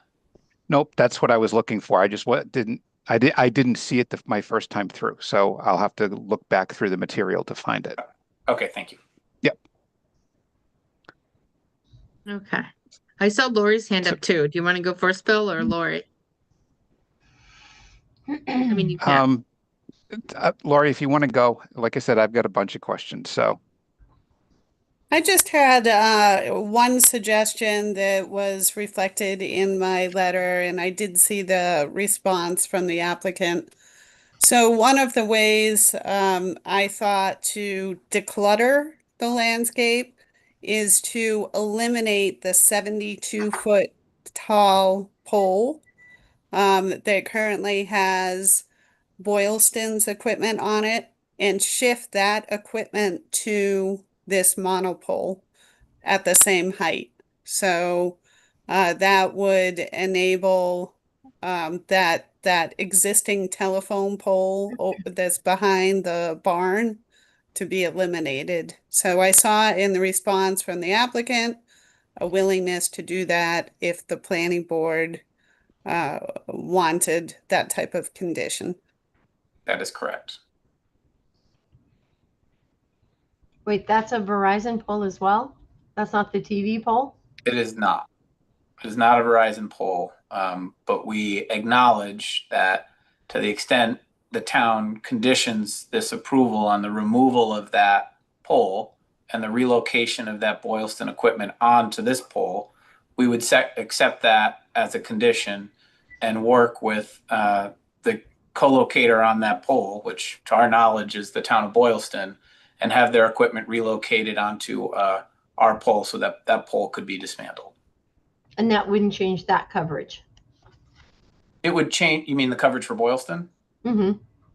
It would, and I'm not the radio frequency expert and we're not responsible for their network, so I can't say exactly how, but the tower is very close to the proposed existing 72-foot tall pole. So it's, I mean, I don't want to speak for the town of Boylston or for their radio frequency equipment, but it would, I wouldn't expect it to have a material impact on their coverage. And that pole is in Boylston.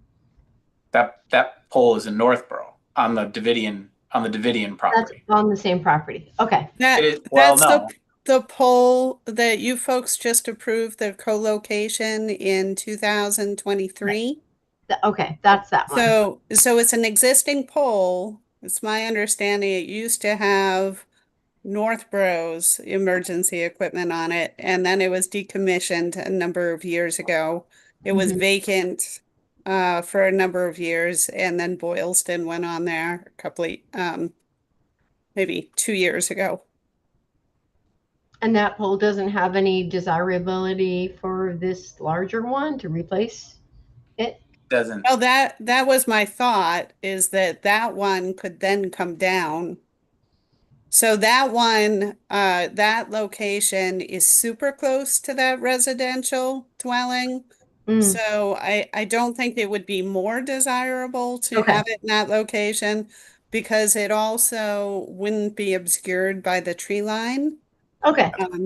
So I wouldn't suggest putting this monopole in that location. My suggestion would be to remove that monopole, that telephone pole. Okay. And have this one instead. Sure. Okay. I see what you're saying. I didn't have familiarity with that pole. And at the time we said no cell towers, right? And he said, nope, this is just for safety equipment. Right.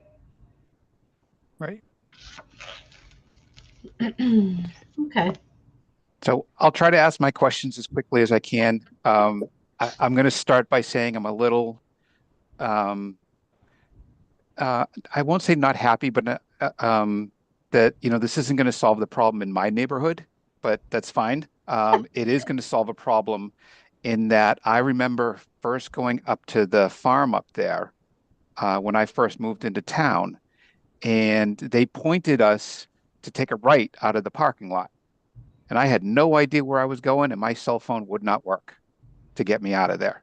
And I drove around for probably a good 20 minutes trying to figure out my way out of that environment.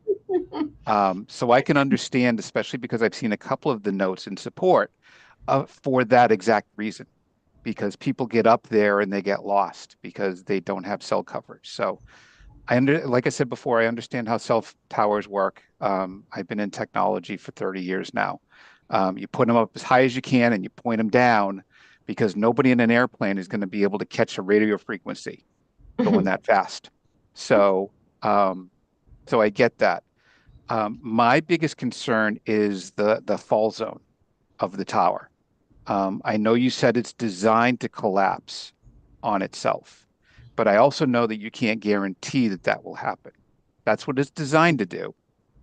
But my concern is that you've got a farm area around there and there's a house in the area. And if Davidian ever decided to sell the other plot of land for housing, right now you're going to have houses in that area. So I just, if you could speak to that, please. Sure, I can speak to that. Well, sure, Stephanie, if I could just respond to one piece of it, and then I'll turn it over to you for the structural components. Regarding the comment about selling the other portions of land for housing, there is an agricultural restriction on the property that would prohibit that activity from happening, so that there is no risk of additional development that would create additional structures closer to the tower. That would be prohibited based on the title to the farm. But with respect to the structural integrity and the pre-engineered fault, I'll let Stephanie speak to that. Sure. So typically the way that these towers are designed is, as you know, they're made out of steel, galvanized steel. So if a tower were to fail, it wouldn't break, it wouldn't snap. It would essentially bend like a paperclip. So it would be a very, very unique situation where a tower would actually fall over. Typically the foundations are over designed and any sort of failure would happen in the shaft of the tower, and it would be a simple deflection of the tower. And what about ice throw? Ice loads? Ice throw. So a piece of ice on a 130-foot tower, piece of ice comes off, right? It could fall potentially 130 feet from the top of the tower anywhere in a radius around that tower, correct? I suppose, yes, if the wind carried the ice that far, that could happen. And the more antennas you have up there, the more ice could collect. Right. In the wintertime. I mean, I know they're not going to have farming in the wintertime, right? Mm-hmm. Ground's a little too hard for that, but you know, there being a house there, you know, potentially in that zone would be my concern. And then the other one I had was the access road that you have going to the site. There are no walls or trees that are there any, you know, large caliper trees that are going to be removed as part of that, or is that road already there? I don't remember seeing it. We do not propose to remove any trees as part of the project. What about stone walls? Because I know as part of a scenic road, you can't remove any stone walls. I don't believe that there are any stone walls that would be affected either. Okay. Yeah. I did see that there's a gravel cart path. I assumed that was the location of this road, but correct me if I'm wrong. Yes, there is an existing kind of a dirt gravel road through the property right now, and we would be reutilizing that path to get back to the tower. Okay. And then I know there's going to be a generator on the site. I'm assuming that you're going to do a noise test on that generator with the neighbors as well, because I believe that is in our bylaws when there's anything that could create that much noise. About doing a noise we did test. submit a noise. We did submit a noise study with our application that demonstrates compliance with the applicable noise standards. Okay. And how often are the generators going to be tested? I'm assuming they auto test, but how often They're does that typically run? tested weekly or bi-weekly for about 20 minutes during the day, during like business hours. Okay. Real quick, if I could just go back to the ice throw question. Just one thing I wanted to point out, that the tower obviously will be within a fenced compound, 70 by 70 fenced compound that will be locked. So there should be nobody in that compound unless they have a hard hat on. So I just wanted to point that out. Okay, thank you. And then as far as future expansion, like you're not looking to, come back a year later and want to increase the size of this, right? This is going to be the size. It's my understanding that this is the size. I mean, right now it has room for 4 carriers, and there's only 3 carriers at the moment, in this country as it is right now. So I don't see the need for it to expand, but I don't know if I would be the person to confirm that. But as of right now, that's the intent. Yep. Yeah, this is it. Okay. I think that's all I had. Let me just check real quick.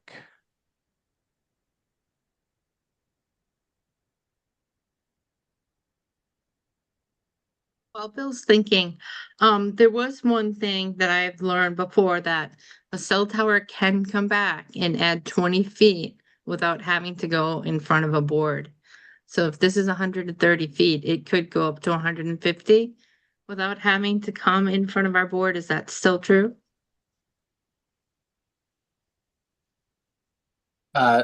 No, that is not true. I believe what you're referring to is Section 6409, known as the Spectrum Act. It's the part of the Middle Class Taxpayer Relief Act of 2013.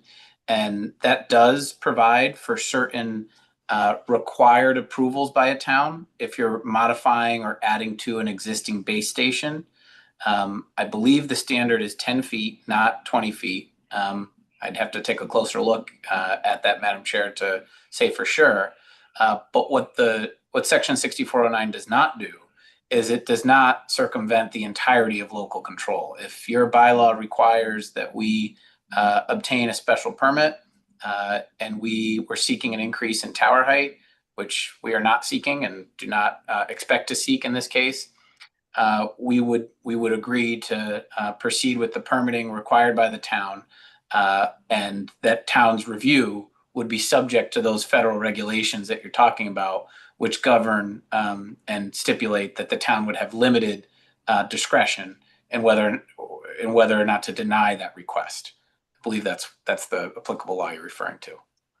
Okay, I guess I'd have to go back and read it. I think limited, I don't know. I remember years ago, we were talking about cell towers and I thought it was 20 feet. It says increases the height of the tower by more than 10%.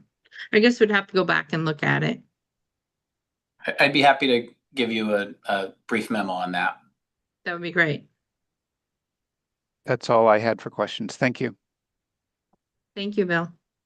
I had a couple of questions. I don't know if they were answered. I'm sorry, I got disconnected for a couple minutes.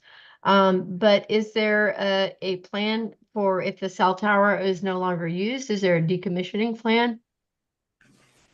We would accept a condition that if the tower was not used, that it would be removed, and that it would be removed and restored to the original condition. I want to just return to an earlier statement that I made. I want to make sure I wasn't overly broad with something that I said in response to Mr. Pierce's comment about development of the site. I'm looking at, the map as we're talking here, and I did reference that there is an agricultural restriction on the surrounding land that would prohibit additional development. That is true. There is an agricultural restriction, but there are a number of other parcels here, and I think I may have been overly broad when I made the statement that there could be no further development of any of the property. I wasn't involved in doing a full title examination on the entirety of the parcel. It's possible that there's additional development rights there, but I want to make sure that I'm being comprehensive and candid in my testimony here tonight. And I can't speak to the entirety of that area controlled by the Davidians being restricted for development. I can say that the overwhelming majority of it is restricted development with the agricultural restriction. Right. But does that restriction go with anyone that they were to sell the property to? No. That's my understanding. My understanding of the program, sir, is that many years ago, the Davidians or their predecessors were paid by the Commonwealth of Massachusetts for this agricultural restriction, and in exchange for that, there's a perpetual restriction on development that has to be consistent with that agricultural restriction. Lori, can you confirm that? Because I didn't think it was in perpetuity. Can take a look at it for you and get back to you. Yes. Thank you. I'd have to look at the planning documents to see, and the deeds to see which parcels have agricultural restrictions on them. But I do concur with Attorney Fenton that if land is enrolled in the APR program, then it is permanently restricted from development. So essentially what it says is that it has to be in agricultural use in perpetuity. If the farm is no longer active, then usually it just becomes hay fields. But it does remain agricultural land. But we don't know how much of that parcel is actually is the part that's restricted. I'll get you that information. The parcel that we are located on is not one that has an agricultural restriction. It's the other parcels in the area owned by the Davidian family, but we'll get you that information. Thank you. Okay. Any more questions? Hearing none, is it okay if is everybody ready for me to open it up for public comment? Okay. Now, to make a comment publicly, if you could raise your hand, we can call on you one by one and just state your name and address.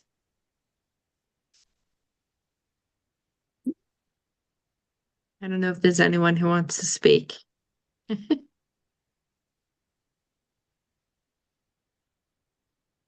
Yes, I saw Parisa Freshman.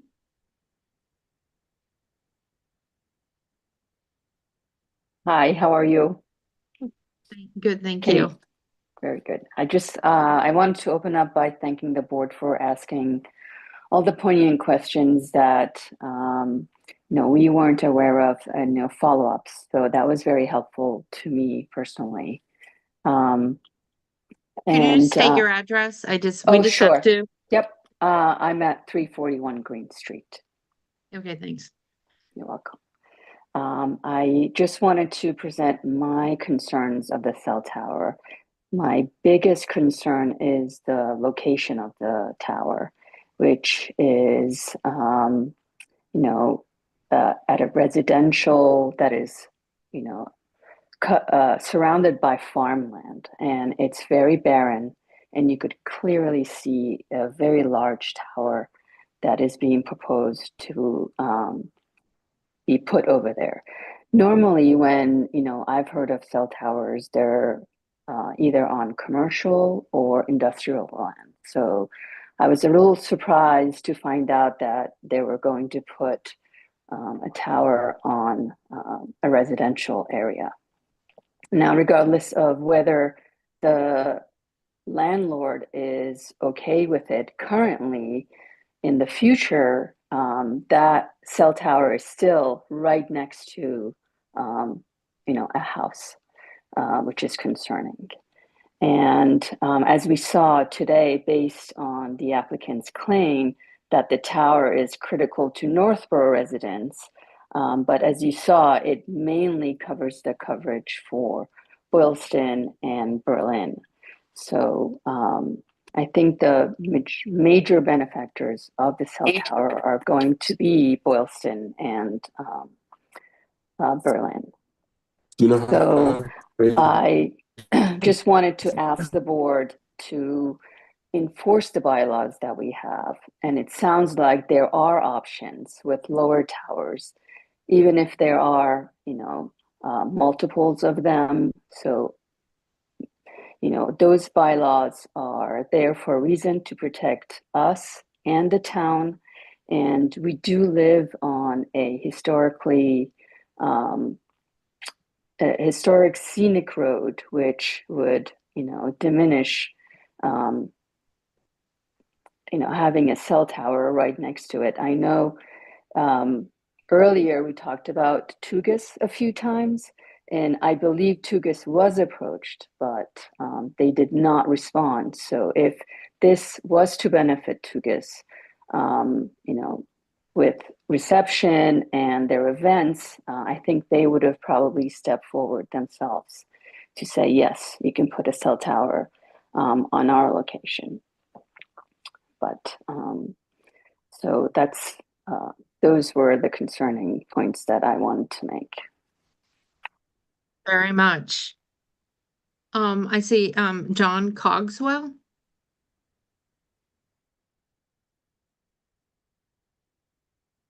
Yep, just give me a second. Thank you, everybody. Yeah, just a couple comments. I mean, I know a lot of the discussion's been about the height of the tower, if we could have a different size tower or a different location on Ball Hill or something like that. But in accordance with what was just stated, again, my belief, and it's in my letter I sent to the planning board, this request is really not in keeping with both the town bylaws, but also Mass General Law in terms of any kind of hardship for variance here.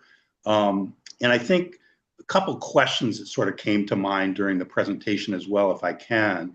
The sites that exist, the one at 140 and 290, and I think the other one's over by the mall, is there any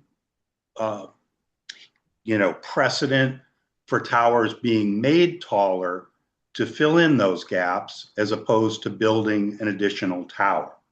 So I just sort of put that out there to the technical folks. And again, appreciating all the information and the folks that are on the phone. The other thing that comes to mind is I don't think the Black Bears near me carry cell phones. 483 Green Street, by the way, my apologies. I don't think they carry cell phones. And I'm just curious about the acreage that's being expanded here with coverage. How much of that is actually conservation, non-occupied land versus land where people exist? And I understand people will be driving their cars and want cell reception for those experiences. But, again, for residents, again, less of an issue. And I've been on this in this location for close to 30 years now. And, there's a thing called a Wi-Fi calling, which works very well. So never been an issue here in terms of that kind of coverage. And I would just also kind of pose the question, remember those satellite dishes? Remember the size of those? How about wind turbines? Anybody been following the technology there and how that's shrinking in size and gaining in efficiency? And no offense meant to our dear friends from Verizon. I am a Verizon customer, but T-Mobile just announced that doesn't matter if there aren't towers near you, you now have access to the satellite network for your phone coverage. So I would also just pose to folks here, is this really fixing a major communication problem for some residents on a roadway that seem to be inconvenienced when I don't think they need to be? And certainly if somebody for emergency reasons really needs that kind of connectivity, T-Mobile's your provider. So thank you, appreciate all the hard work, and please deny the request. Thank you. Edward Reese. Hello, Edward Reese, 320 Howard Street. I would just like to urge the planning board to consider the example of Pittsfield, Massachusetts, where a similar tower was put up by Verizon, and the town's residents almost immediately started suffering from major health concerns, such as headaches, nightmares, other things that the federal government says has nothing whatsoever to do with cell towers, but that local health boards say does have something to do with the towers. And what Pittsfield is unfortunately finding out right now is that once the tower is built, once it's in place, the federal government basically has control over it. And nothing that they do from a legal standpoint to try to shut it down or get it moved or anything like that can be done because the federal government trumps their local regulations. So really, without getting into a debate about whether or not a cell tower causes health concerns, because I don't think that can be resolved in this forum tonight, the time to stop it, if there's even a chance that it could be causing problems in the future, the time to stop it is right now. Because once it's up, we're stuck with it. Thank you. Thank you. Thank you. Corey, please state your name and address. Hello, everyone at the board. My name is Corey. I live at 32 Maynard Street, just a little bit east of the proposed location, about a 4-minute drive. I wanted to come here to the board meeting tonight to express my support for the proposed cell tower location. Unfortunately, did not submit a letter, but I'm more than happy to do so. I frequent the area of Green Street many times. I also frequent the area of Lyman Street. I'm an avid mountain biker and hiker, outdoorsman. I go to Mount Pisgah many times throughout the year, and there is basically no cell coverage there, which makes it quite difficult to navigate the outdoors locations, but also if there were ever, like we mentioned previously, an emergency for someone that needed to walk, that would be challenging as well. So that would be, very challenging if we need to contact emergency services. There's not much availability of cell phone coverage. You also, some other people mentioned satellite communication. Most of those satellite communication devices are very expensive. Sat phones, dedicated sat phones cost hundreds of dollars. You can get it through T-Mobile. I think you're going to spend another couple $100 a year just for that privilege. And you also need to have a new phone to do so.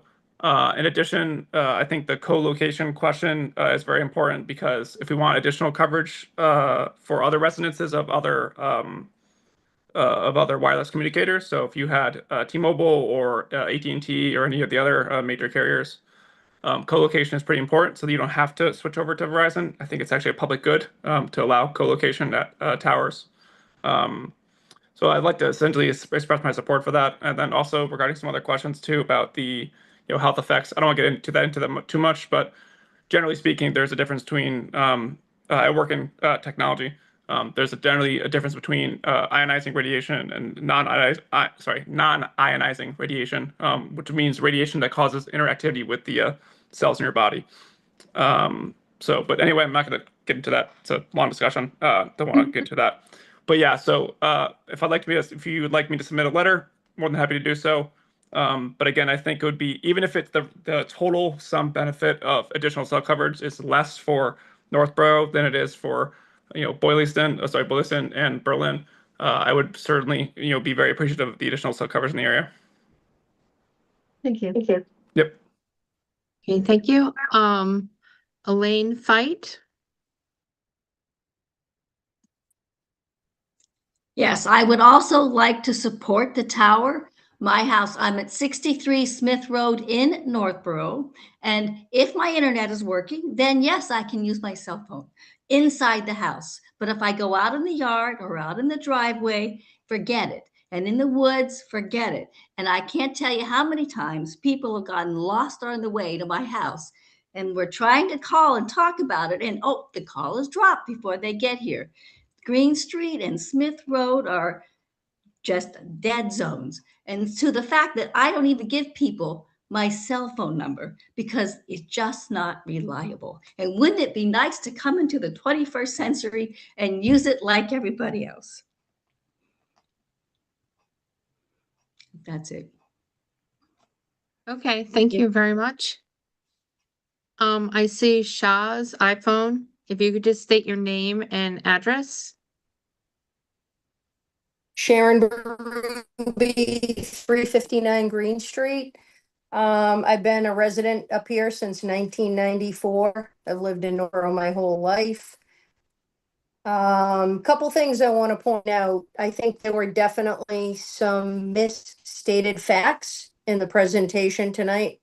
I'll start with the subject of saying 9 letters for and 1 in opposition.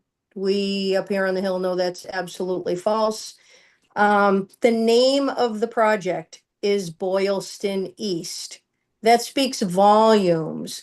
I think, you allowed the emergency services communications to go in for Boylston on Davidian property. I think this is really pushing the envelope. To be granting variances and waivers for 130 plus foot tower, basically to benefit.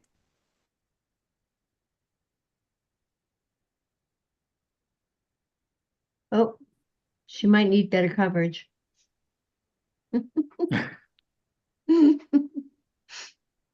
Whoops. There's no service whatsoever. That's like completely false. I mean, we're up here tonight with no power. The lines. You're cutting out, actually.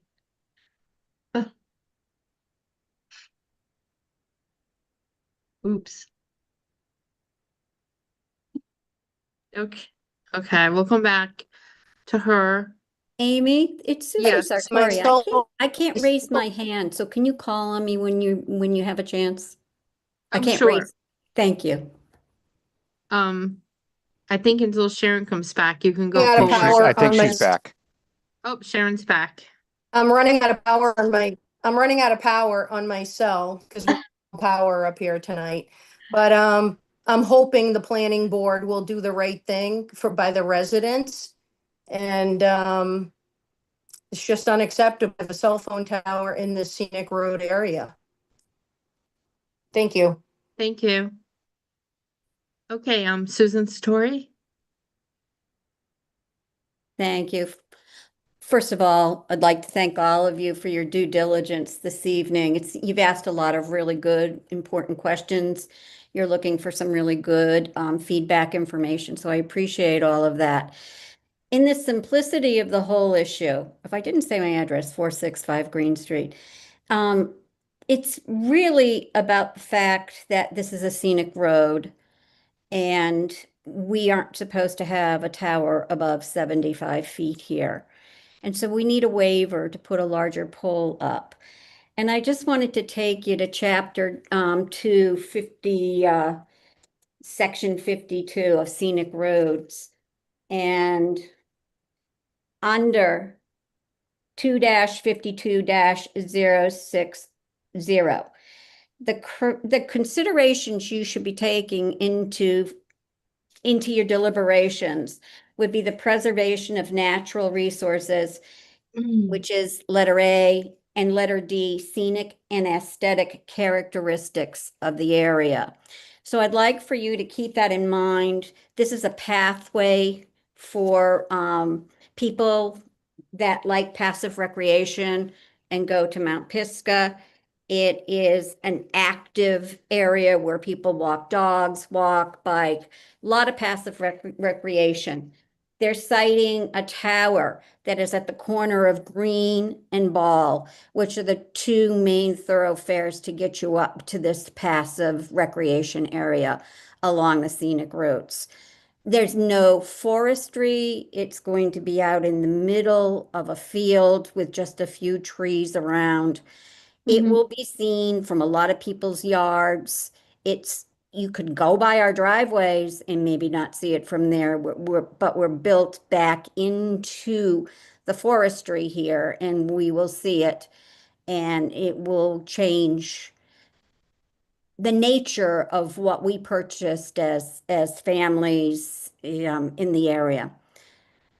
I also want to say to you that if you are interested in knowing more about the APR regulation, you can go to book 9311, page 252. You can find that down in the assessor's office, and that will give you all the information in regard to the restriction for Susan, the what farmland. book is that? It's down in the assessor's office. Okay. And it's book 9311, page 251. You'll Okay. get a better understanding of what is restricted up here. The plot that they're putting the tower on is 409 Green, which was once a part of 351 Ball. And they have separated that out in the last 10 years. I think kind of hoping that maybe something like this would come their way. And so here we are with a 130-foot pole with a stack of at least 4 different carriers. And we don't have any idea whether or not the safety services in town will want to use it. We're now talking about moving your project that just 2 years ago you approved, that's at 351 Ball Street, that has an enclosure, a fence, a generator, and a 75-foot pole. So we're now talking about taking that down. In the meantime, there were restrictions and considerations made with that application where arborvitae, signage, and everything else was going to be put up. We have a very busy planning board and a very busy building inspector. It's a lot to manage all the growth that's going on in town and the changes that are being made to bylaws. So it's been a lot, it's been a very proactive group of people on the planning board, on design review, and a lot of changes are being made, thoughtful changes. But what's happened with that is that our building inspector is overburdened. And we want to really focus on economic development. Do we really want to manage cell tower plots and send them up to check on that and everything else? We don't even have the arborvitaes planted there yet. So I think it's an awful lot for the town. I'm sorry. But I would hope that you will give it good thought and realize that this is really about scenic roads, and we have bylaws about it. And I don't think that this is the right area for it. I have gotten calls from people where they have said that there are plots of land in Boylston that people might be interested in. I'm not going to pass that out in an open meeting and say that and point out people, but I don't know the due diligence that was really done to look for the coverage that's really needed in Boylston. But thank you for all the good questions tonight, guys. I appreciate it. Thank you. Kristen Blanchard, can you state your name and address?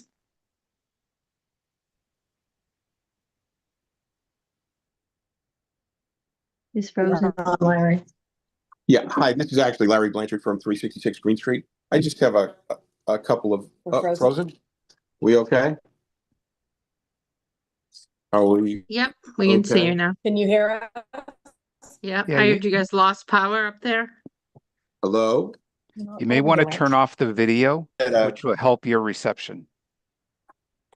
Yeah, we had a fairly large storm. In fact, we have a number of trees. They closed Green Street where we are now. So Can you turn off your video? Because that might help you. stop video. Yeah. Yeah. So again, yeah, Larry Blanchard, 366. Can you hear us? Yes. Yes, we can hear you better us? now. Yep. Take a Okay. T-Mobile. So just a couple of quick questions for Attorney Fenton, and that is that I believe he said that he had 10 letters of support. My question is, of those 10 letters of support, how many of those people are in line of sight of the tower?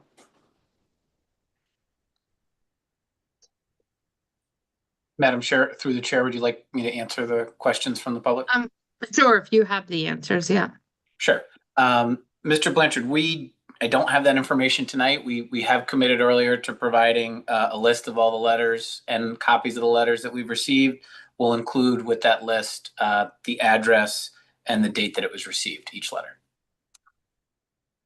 All right, thank you. And second question for you, just on the constraint map, you have 409 Green Street listed in green as opposed to residential lots which are listed in black. Are you assuming the sale that it has been moved from a residential lot to something else? You were breaking up a little bit there, but I got the gist of the question. I'll share my screen again if it's okay, Madam Chair. Sure, thank you. Okay, so Mr. Blanchard was asking, basically, what I understood his question to be was the constraints map shown here has black lattice indicating that certain parcels were eliminated. I believe what Mr. Blanchard indicated was that he thought that those parcels were eliminated because they were in residential zones. That is not the reason why parcels are identified as black lattice on this constraints map, consistent with the key, which is over here. The black lattice means that it is unfit due to property setbacks.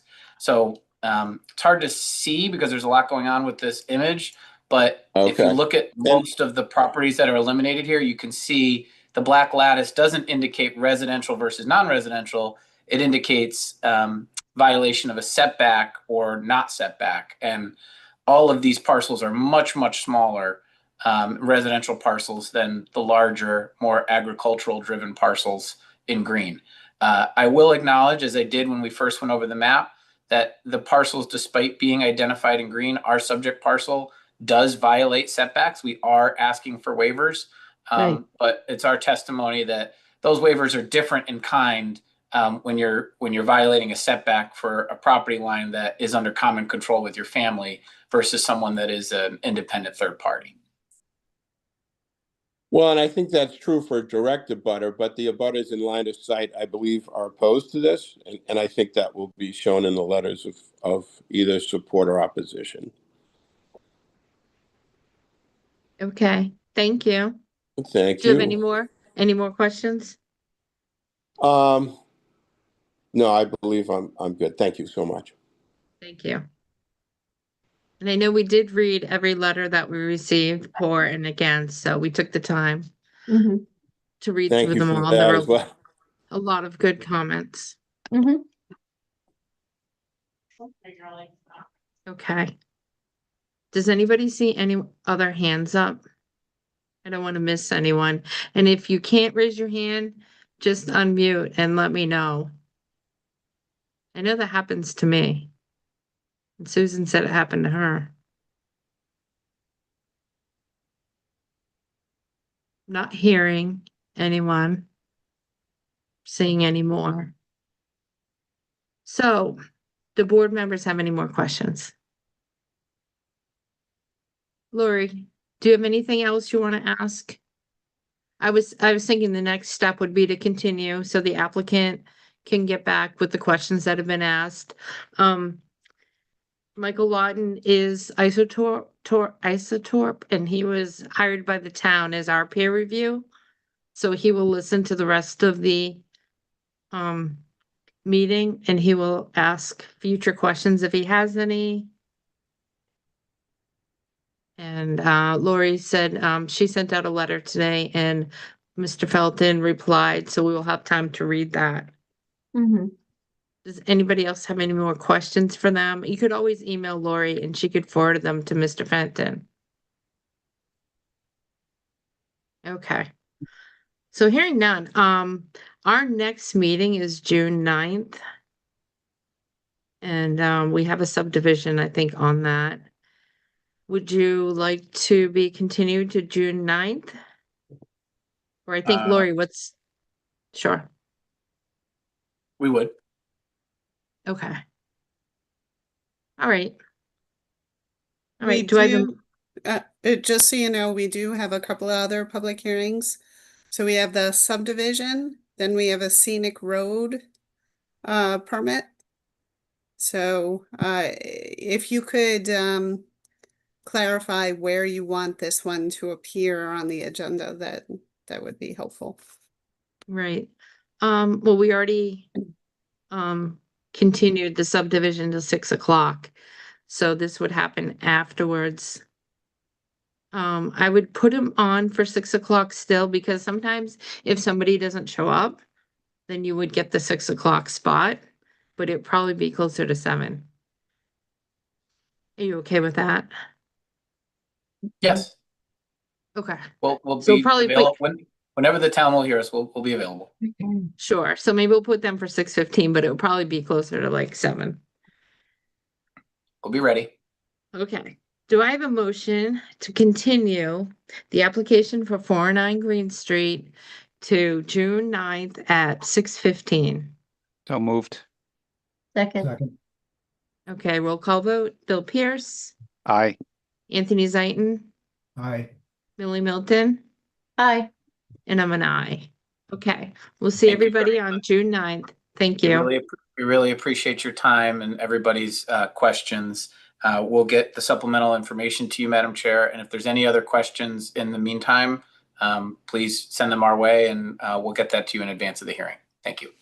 Okay, thank you very much. Thank you. Thank you.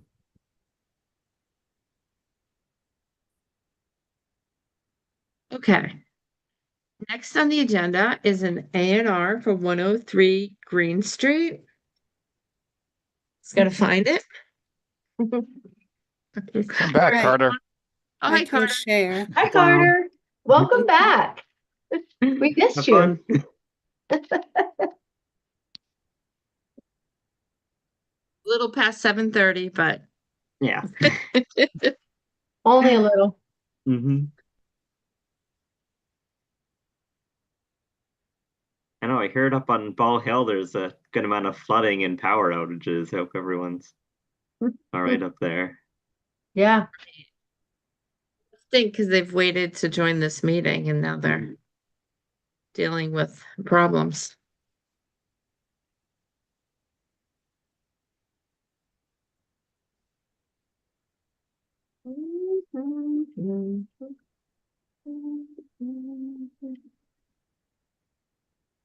Are You there want me trees to talk down? about it? Sure, yep. Okay, sure. So this is the division of a single parcel of land that was originally part of 99, but ultimately was carved into a separate lot. So the proposal is to take that one lot and carve it into 2 lots. So lot 1, lot 2. They do have the upland area listed, as you can see.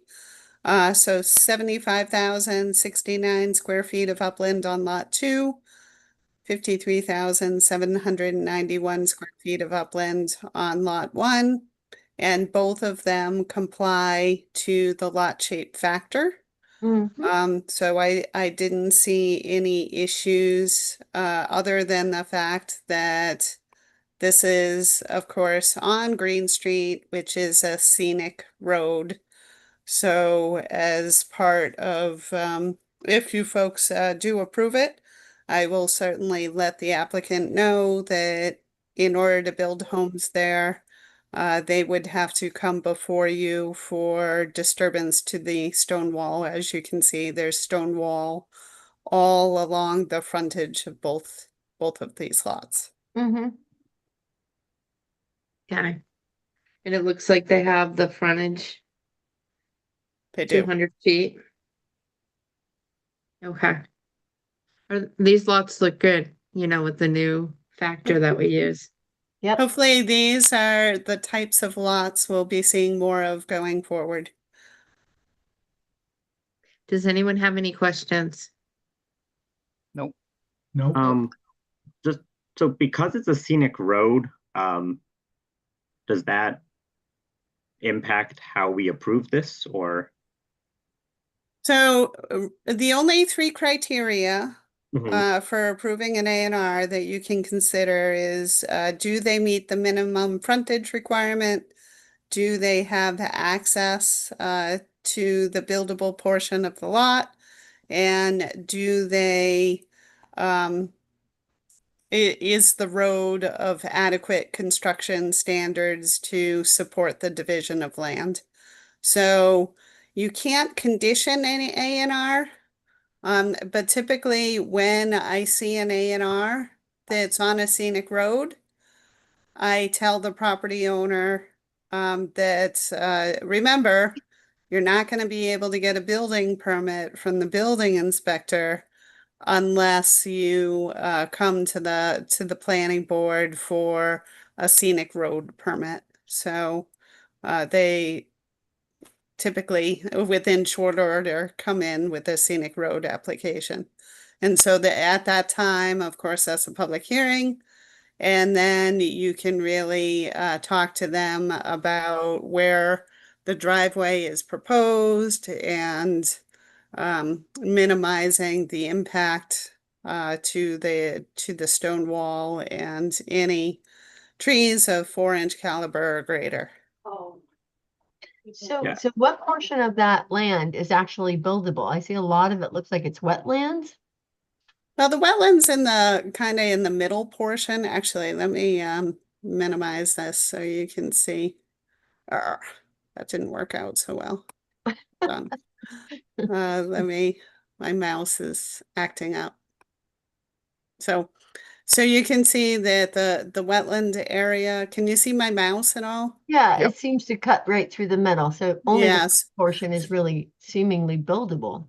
So this dotted line denotes the boundary of the groundwater protection overlay district. And then this, there's flood zone.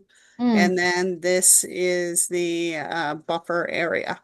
Right. So this is 200-foot buffer area. So the first 100 feet is a no build, and then you can build in the second 100 feet. So I imagine that the homes will be in this Okay. area Yeah, that's towards right. towards the street, and then the rest of it will be kind of like a no-touch area. Okay. Did they already go to Concom? I don't know. Yeah. I'm not aware. It just seems because it's delineated here that. Right. Lori, real quick, so the three things that you gave about the ANR, right, that we have to look at, what was the second one again?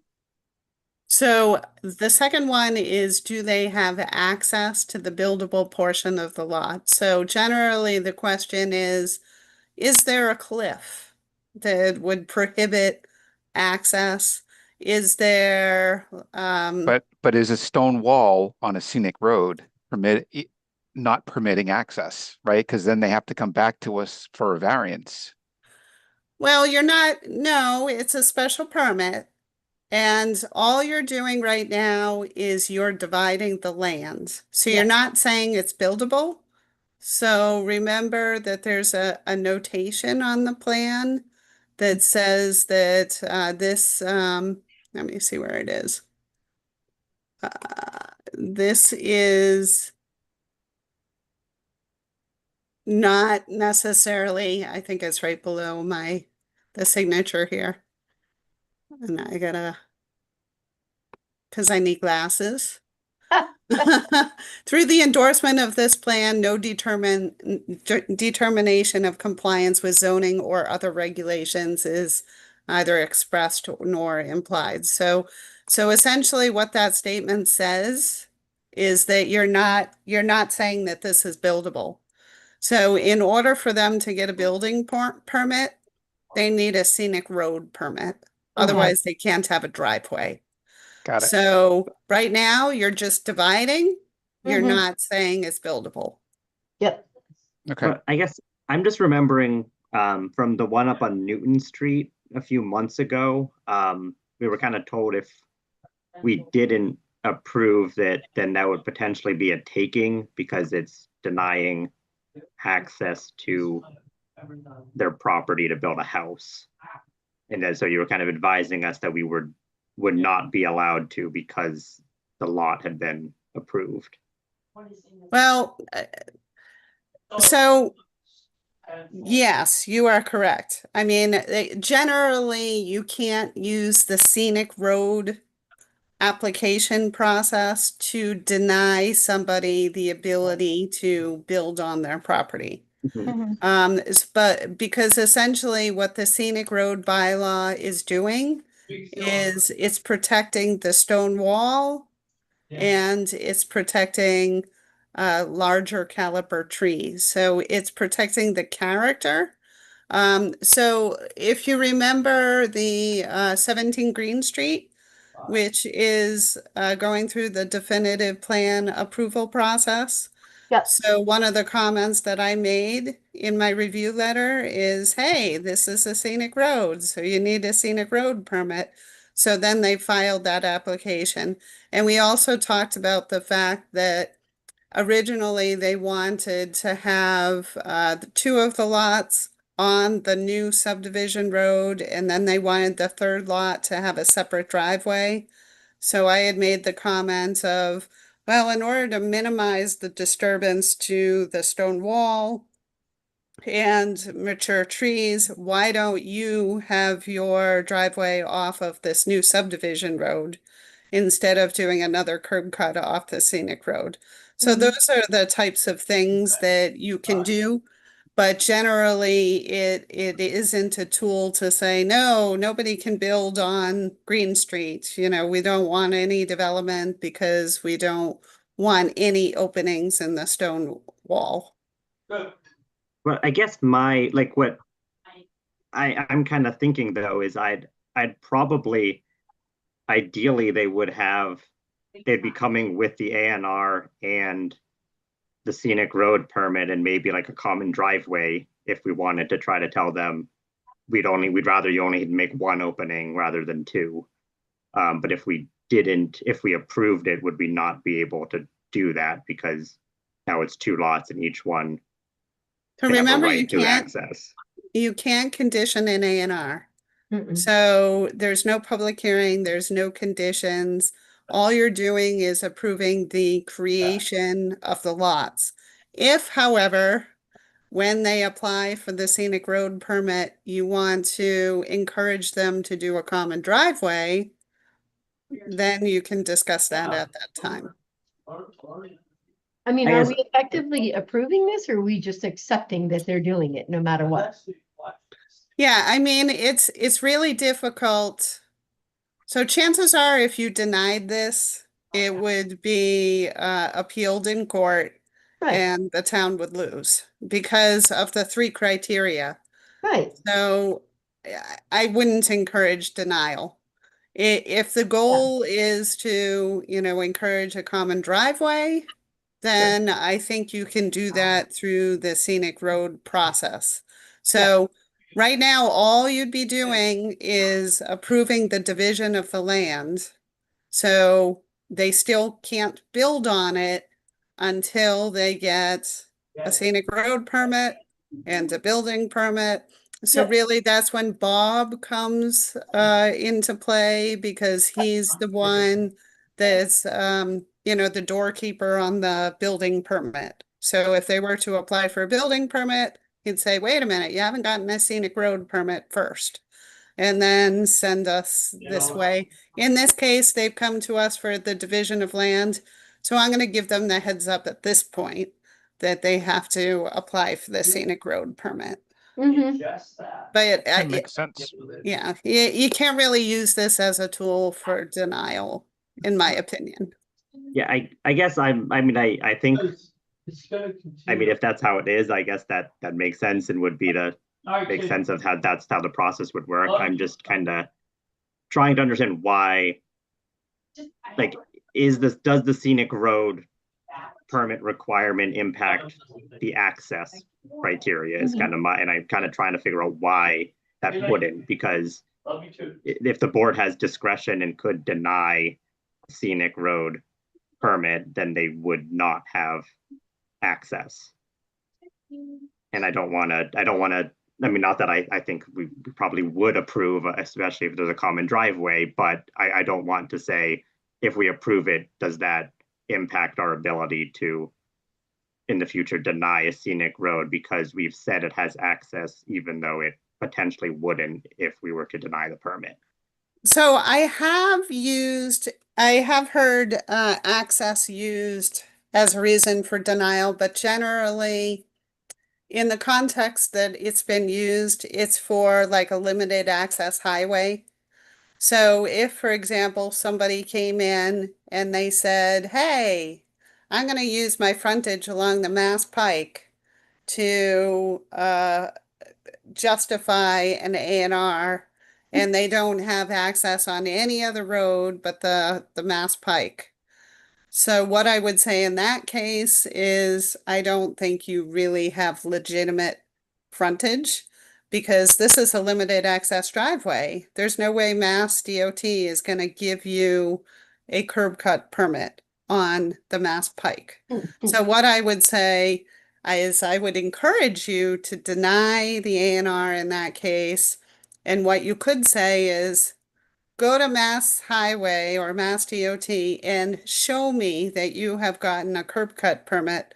And then once you have done that, I will believe that you have actual frontage. Otherwise, I think it's illusory. But in this case, you guys are the permitting authority. So I don't think that you could say, you know, because it's on a scenic way, we're not going to allow you to have any use of your property. I mean, you could do that, but I don't think that it would stand up in court, honestly. Because otherwise, all communities would use this as a tool to not allow development anywhere on scenic roads. Right. So essentially, the scenic road bylaw is just a way to ensure the preservation of the stone wall. So instead of having people just totally get rid of the stone wall altogether, which, you know, happened for years and years and years, people developed, they just cart away all the stones and then there'd be no stone wall anywhere along the frontage. So I would encourage you to view this as a tool to ensure that other than the driveway opening, the stone wall is going to be preserved along the frontage. So they're not going to have the option of just carting off all the stones. I guess I do, at least how I read the scenic road one, it also has the idea of it does limit the driveway openings as well, that you would be kind of encouraging like common driveways, or, you know, not wanting the large, like, you know, larger than necessary one. So I guess like, to me, it does seem like you would, I mean, my real question is this, like, this, by approving it, it doesn't mean we wouldn't be able to say no to one of two scenic road permits if they were to come forward for each having a separate driveway. That's kind of my question. Well, what you could do is you could say no, and then of course we have that other scenic road permit that's been appealed. So you could say no, and then the property owner could appeal it, or they could just go along with your suggestion. Kind of remains to be seen. But during the public hearing process, I'm sure the opinion of the property owner would certainly be known. So you could see how open they are to doing a common driveway. I don't know what the intent is. I assume that the goal is to sell these two lots for development purposes, but I haven't had a conversation with the property owner to confirm that. So the scenic road application would be a good opportunity to see what the intent is. Yeah. To me, I think these are the best lots we've seen in a while. We usually see crazy lots, so. Yep. And I don't know if the scenic driveway is to save the stone wall, more of it, but then I know there are some people who don't want a common drive. Because then you have to be in agreement with your neighbor on maintenance and all that. Yep. So sometimes it causes problems. I've just, But I guess I was, the past, few weeks, I was looking at the scenic road, bylaw, and I was kind of, I don't know, I have some ideas of maybe, things to consider in the future of regulations with it, but, yeah. So that's good. Design review started talking about the scenic road bylaw too, so it'd be great to have your input too. And Lori was gonna redo some of it as part of the subdivision rules and regs, I think. Yeah, So- I think there's definitely opportunities to update the subdivision regs as well as the common driveway regs and do a better job as far as, preserving character. I think we can also come into this this millennium when it comes to the subdivision regs because they're just so old and so outdated, and the construction standards have really changed quite a bit in the Yeah. last 25 years. So I'd like to get to that this summer if possible. I do kind of wish there was, somebody was here to kind of explain what their intention with the ANR is. Just because Lori has probably a pamphlet on it. I mean, a book, like there's these classes, oh no, I mean like PPC. the I mean, this applicant's one. intention. Oh, you mean the applicant, not what an actual Not that ANR is. we would, approve or deny it based on that, but just because there is part of me that's kind of like inclined to say no, just because I do kind of think that the scenic road would impact access, and not that I want to stop development on the property. It's more I'd kind of want all of those processes to be happening simultaneously instead of one at a time, where they might impact kind of each other. But ANRs are kind of tricky because I guess we have only so many days to approve it too, or it's automatic. Yeah, this is one of the circumstances where, it just arrives. So no, people don't come and talk to me in advance. They just kind of shows up one day. Yep. Okay. So, do I have a motion to approve the ANR on? I just have one more question. Does it Sure. need to be unanimous vote? No, I think it's just majority. Yep. Right, Lori? Yep, just three yes votes. Okay. You're safe, Carter. Maybe. I don't want to Maybe. You're not going to throw it. But you can express your perspective. I agree. Okay. Yeah. We'll see how the vote goes. Do I have a motion to approve the ANRs on 103 Green Street? So moved. Okay, roll Second. call vote. Oh, sorry. Roll call vote. Anthony Zaitin, Aye. Bill Pierce, Aye. Carter Brannon, No. Millie Milton, Aye. and I'm an aye. It passed. Gotta I give me respect third it. to keep a little bit of suspense. Yep. Yep. I respect it. Yep. Okay, next on the agenda is town meeting review. I had put that on right after town meeting, but actually Lori and I met with the woman with the donation bins last week. Hmm. She nice. actually reached out to Stephanie. Nice. So Stephanie, Lori, and I and the woman met, and she had a couple changes, but not that many.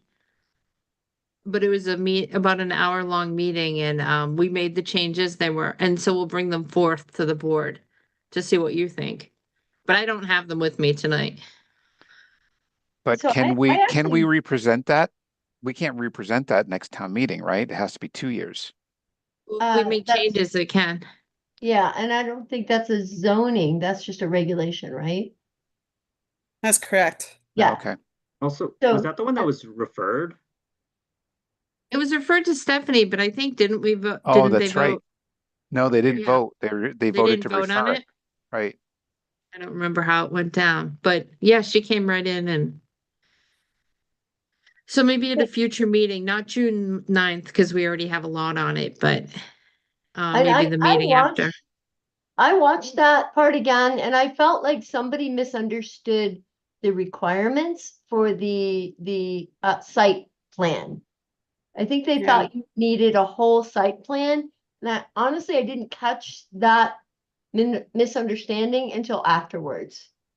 Yeah, we talked about that last week. And, I explained what I view as a site plan because, of course, especially with the ZBA, it's typically not a formal site plan. Like it's often a hand-drawn thing that's Right. based on our GIS and using the scale from the GIS.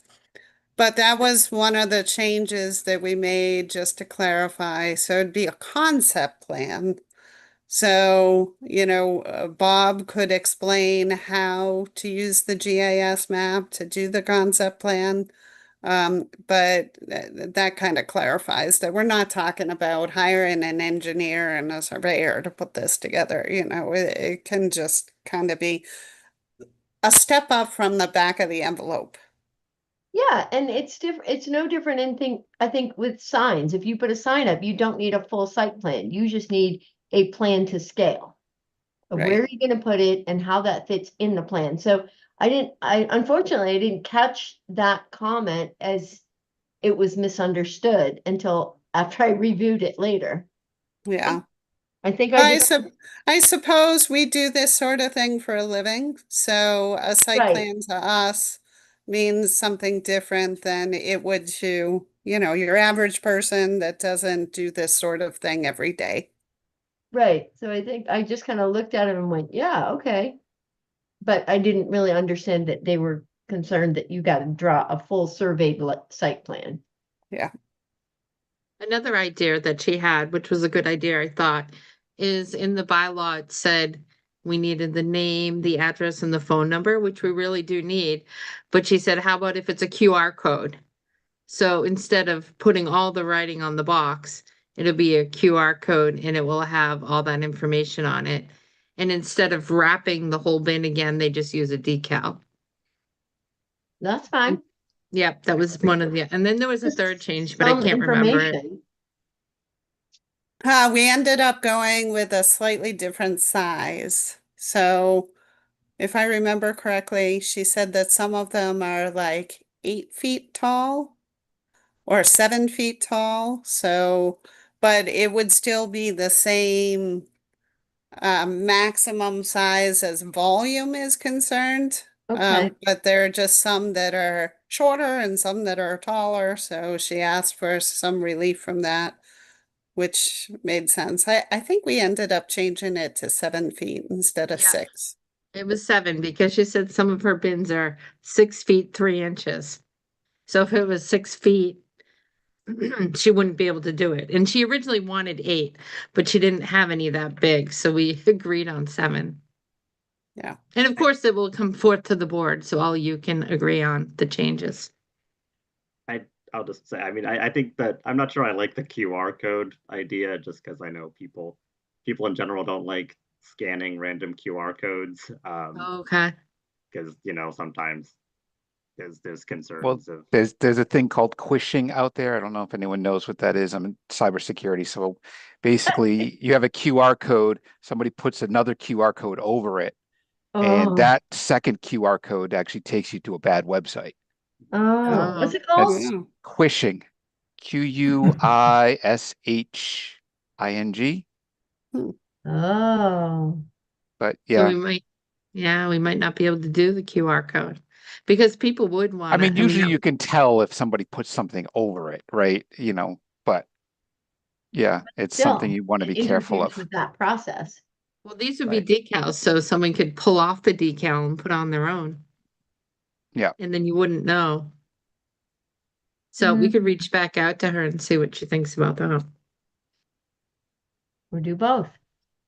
But other than that, did anyone else have any concerns about town meeting? I was wondering what we should do about the fences. Because it's still a problem. Do we do it separately? Do we do one for fences and one for hedges? Do you Because think maybe we it should seemed that try, the biggest problem was the hedges, not really the fences. maybe we should try just doing it fences alone and then Yeah. see what happens, and then maybe in the future modify it to include hedges?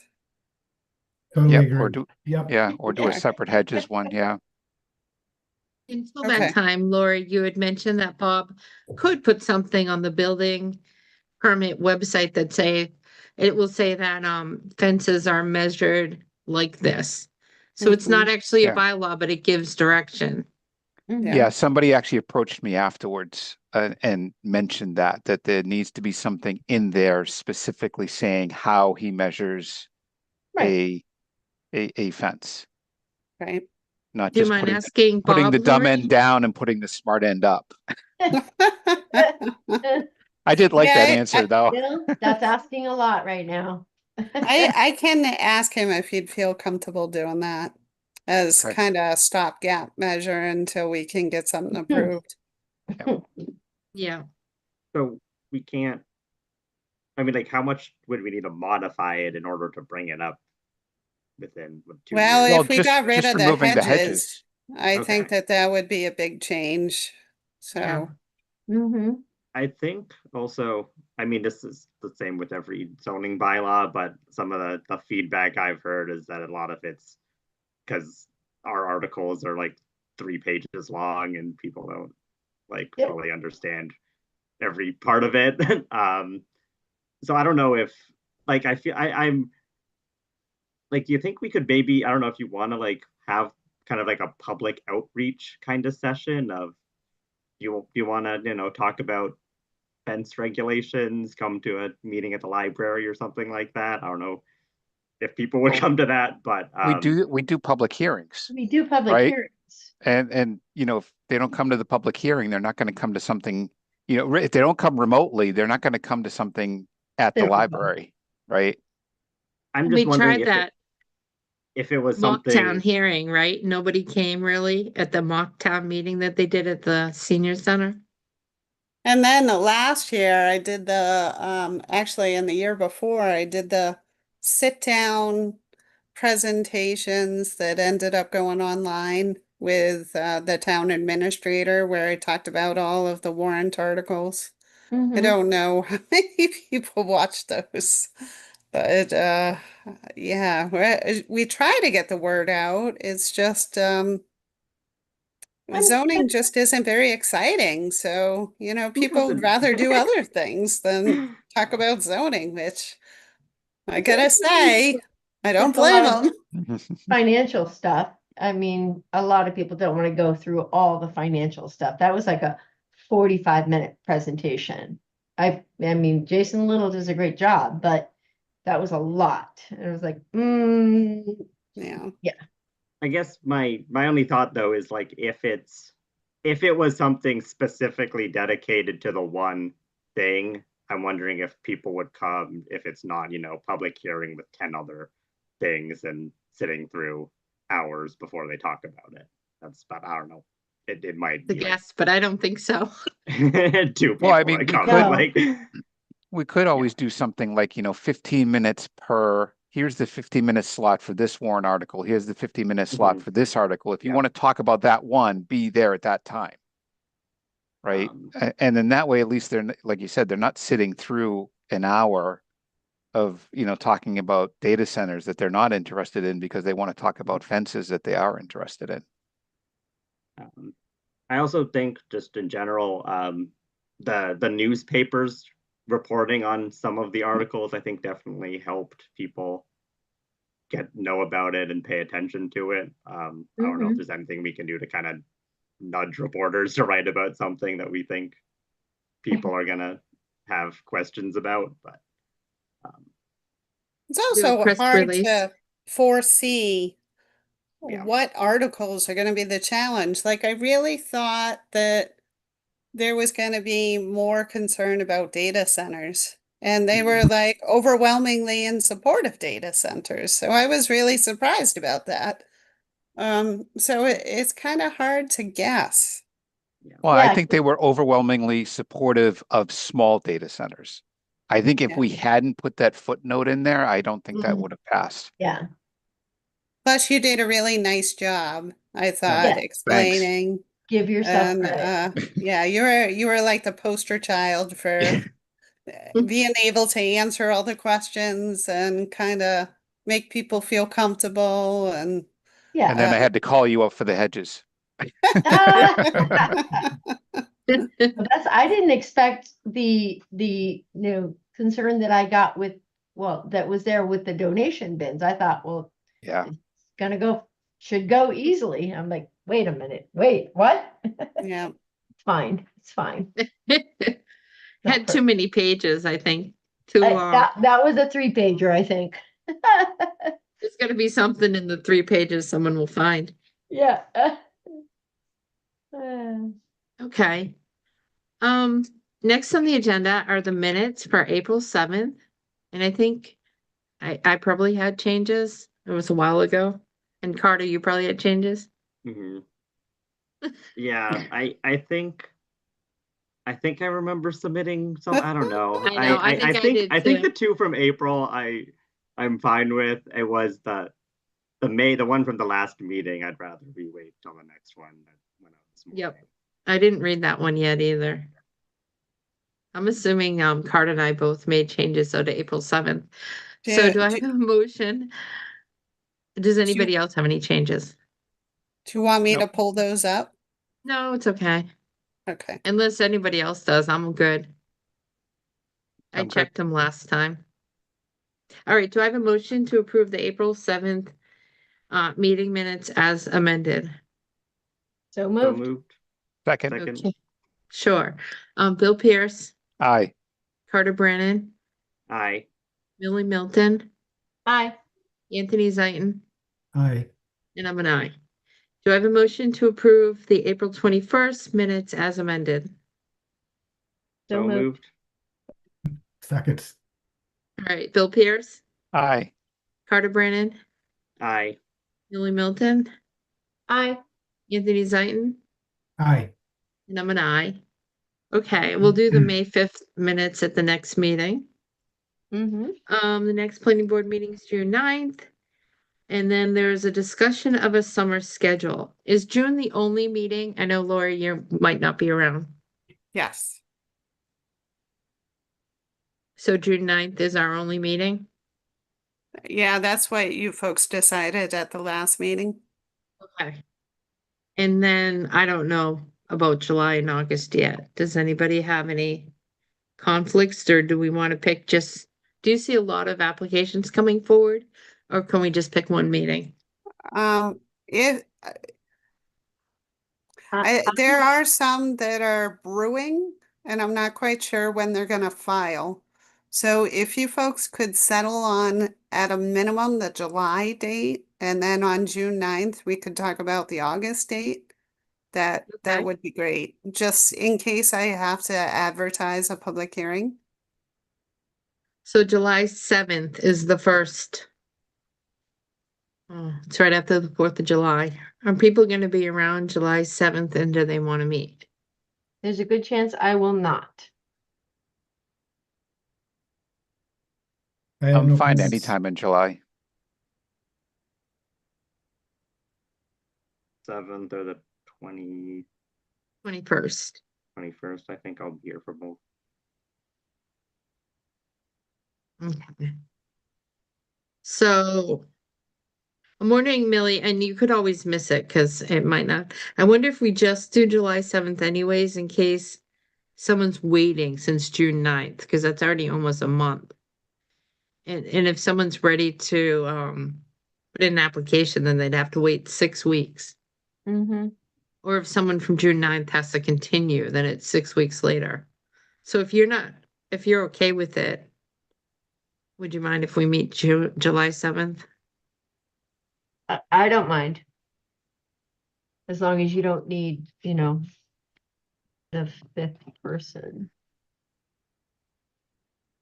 And then if June 9th we have nothing, I mean, we could always bump it to the 21st. I don't think it's like set in stone.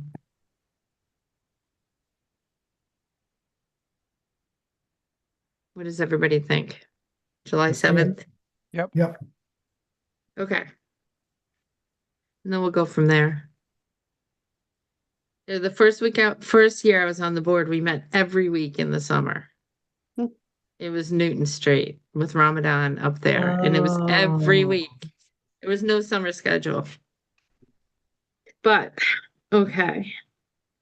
So is there anything on the ZBA meeting for June? Yes. Yes, we have Millie's project. So Coming that's up. that's the only project on the agenda right now. There is actually, I did receive a request from Elegant Banquets.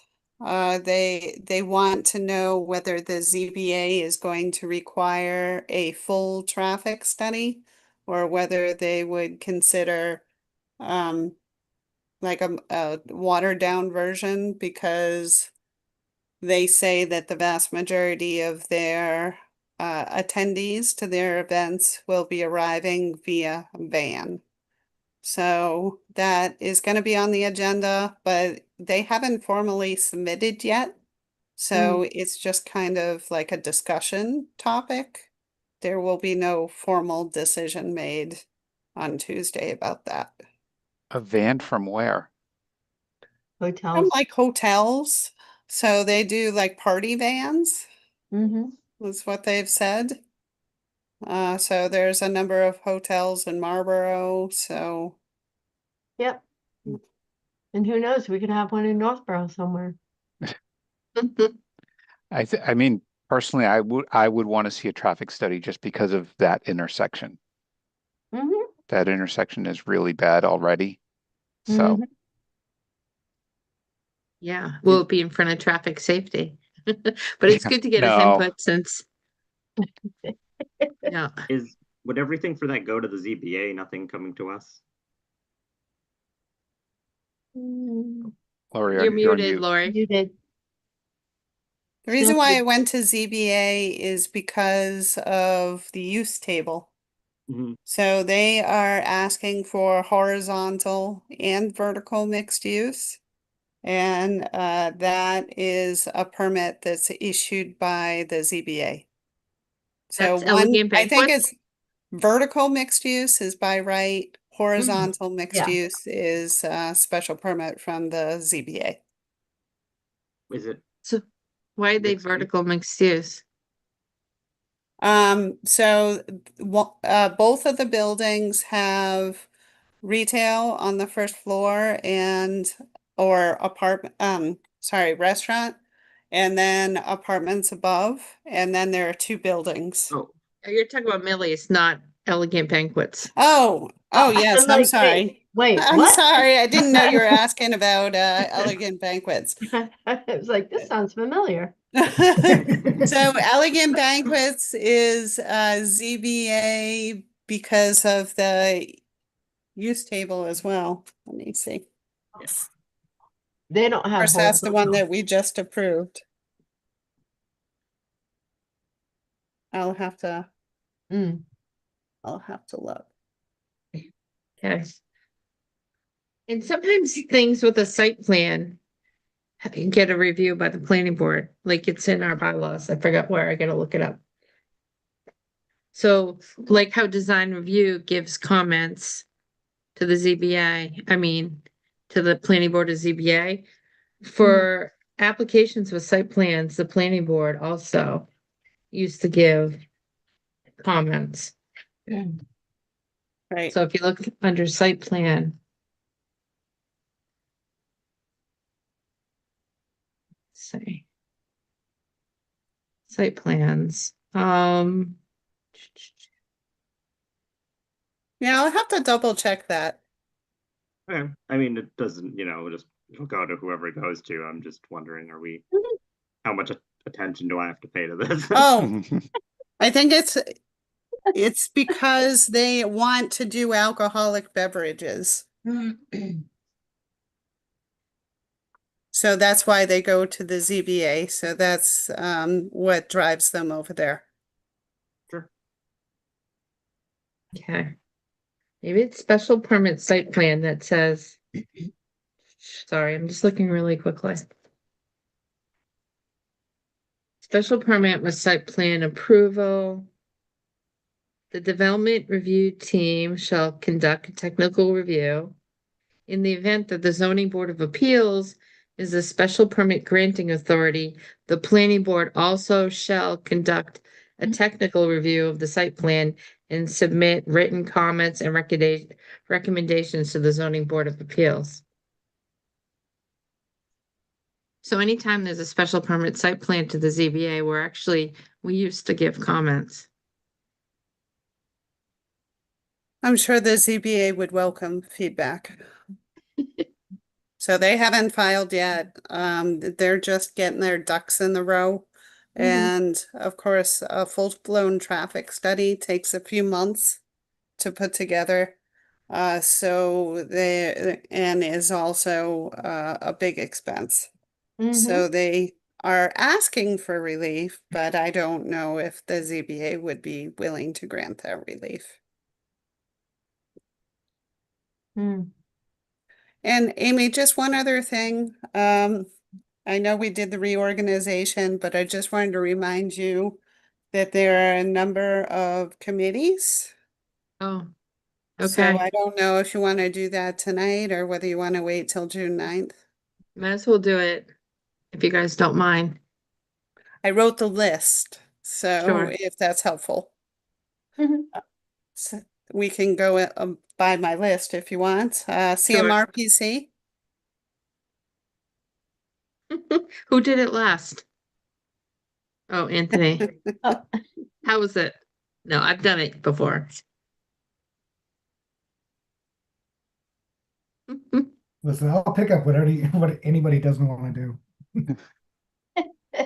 Anthony, is there anything you want to do? Not really. We have Design Review Committee, Community Preservation Committee, Open Space Committee, MPIC, Traffic Safety. Good grief. I can't do design review, I know that much, but anything else? I think Bill's a great traffic safety guy. Yeah, I'll stay there. Didn't they announce at town meeting you were retiring from that? It's funny that they said what had happened was I'm no longer the chairman. Oh. But they put my name as if and it was funny because a couple people came up to me like, are they getting rid of the traffic safety committee? Because there were like two people that they mentioned because one of the other members was moving away from town. So there is an opening if anyone's interested. I heard you were leaving. I'm like, oh no, who's gonna do it? But I guess we're nominating Kate, Bill back to the seat. Yeah, Kate is the new chairman or chairperson. Okay.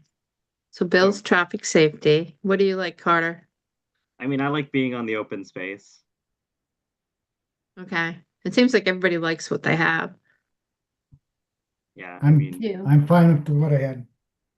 If I mean, if anybody wants something else, let me know, but I'll stay as CPC. unless somebody else wants it. I have design review, and we have open spaces if anybody wants to join. And all is well. Yeah, I'm now graduated from my master's program, so potentially I have more time if somebody feels like they're on too many committees now. Congratulations. Thank you. That's Yeah. great, Carter. Good for you. What was your program in, Carter? It was theology. Oh, nice. Oh. I think I remember you mentioned that. Yeah. Mm-hmm. It was fun. I just had my graduation yesterday. Oh, nice. That's Nice. awesome. Okay, CMRPC is kind of fun because you learn a lot about regional stuff, like trails and bike trails. But it's up to you. I don't want to steal Anthony's thing away. Did somebody say the MPIC? I mean, I don't mind staying on it. What, But if somebody else wants to try it, if Carter, you when would wanted to that try, meet or it's Thursdays. It's Like- only every other month. So it's the third Thursday of every other month. I probably wouldn't mind staying on it because I've been on it forever, like that and master plan. Mm-hmm. But I guess I could give it up. I mean, I don't want to take it away from you or anything. I'd go on something else just to see something else, but I don't need Yeah. to be. I don't know. You're on open space, right, Carter? Yes. Yeah. Okay. I think we're good, right? Yeah. Everyone just stay where they are. Mhm. All right. Okay. Can you just vote on that so it's official? Can I do one big vote that everybody's going to stay where they are? Or do we I'm have sure to do that's one at a fine. time? I'm sure that's fine. We'll do the shorthand version. Make a motion that the board members are going to remain on their current boards for the next So year. moved. Second. So, All right, Bill Pierce, aye. Carter Brannon, Aye. Anthony Zaitin, Aye. Millie Milton, Hi. and I'm an aye. Okay, and that's it. So I guess we will see everybody on June 9th. Do I have a motion to adjourn? So moved. Bill Second. Pierce, Aye. Howard Brannon. Aye. I guess I never wait for the second. That's why I'm laughing. Anthony Zaitin, Aye. Millie Milton, Hi. and I'm an aye. Okay, see you guys June 9th. Good night, Bye, everyone. everybody. Good night. Good night.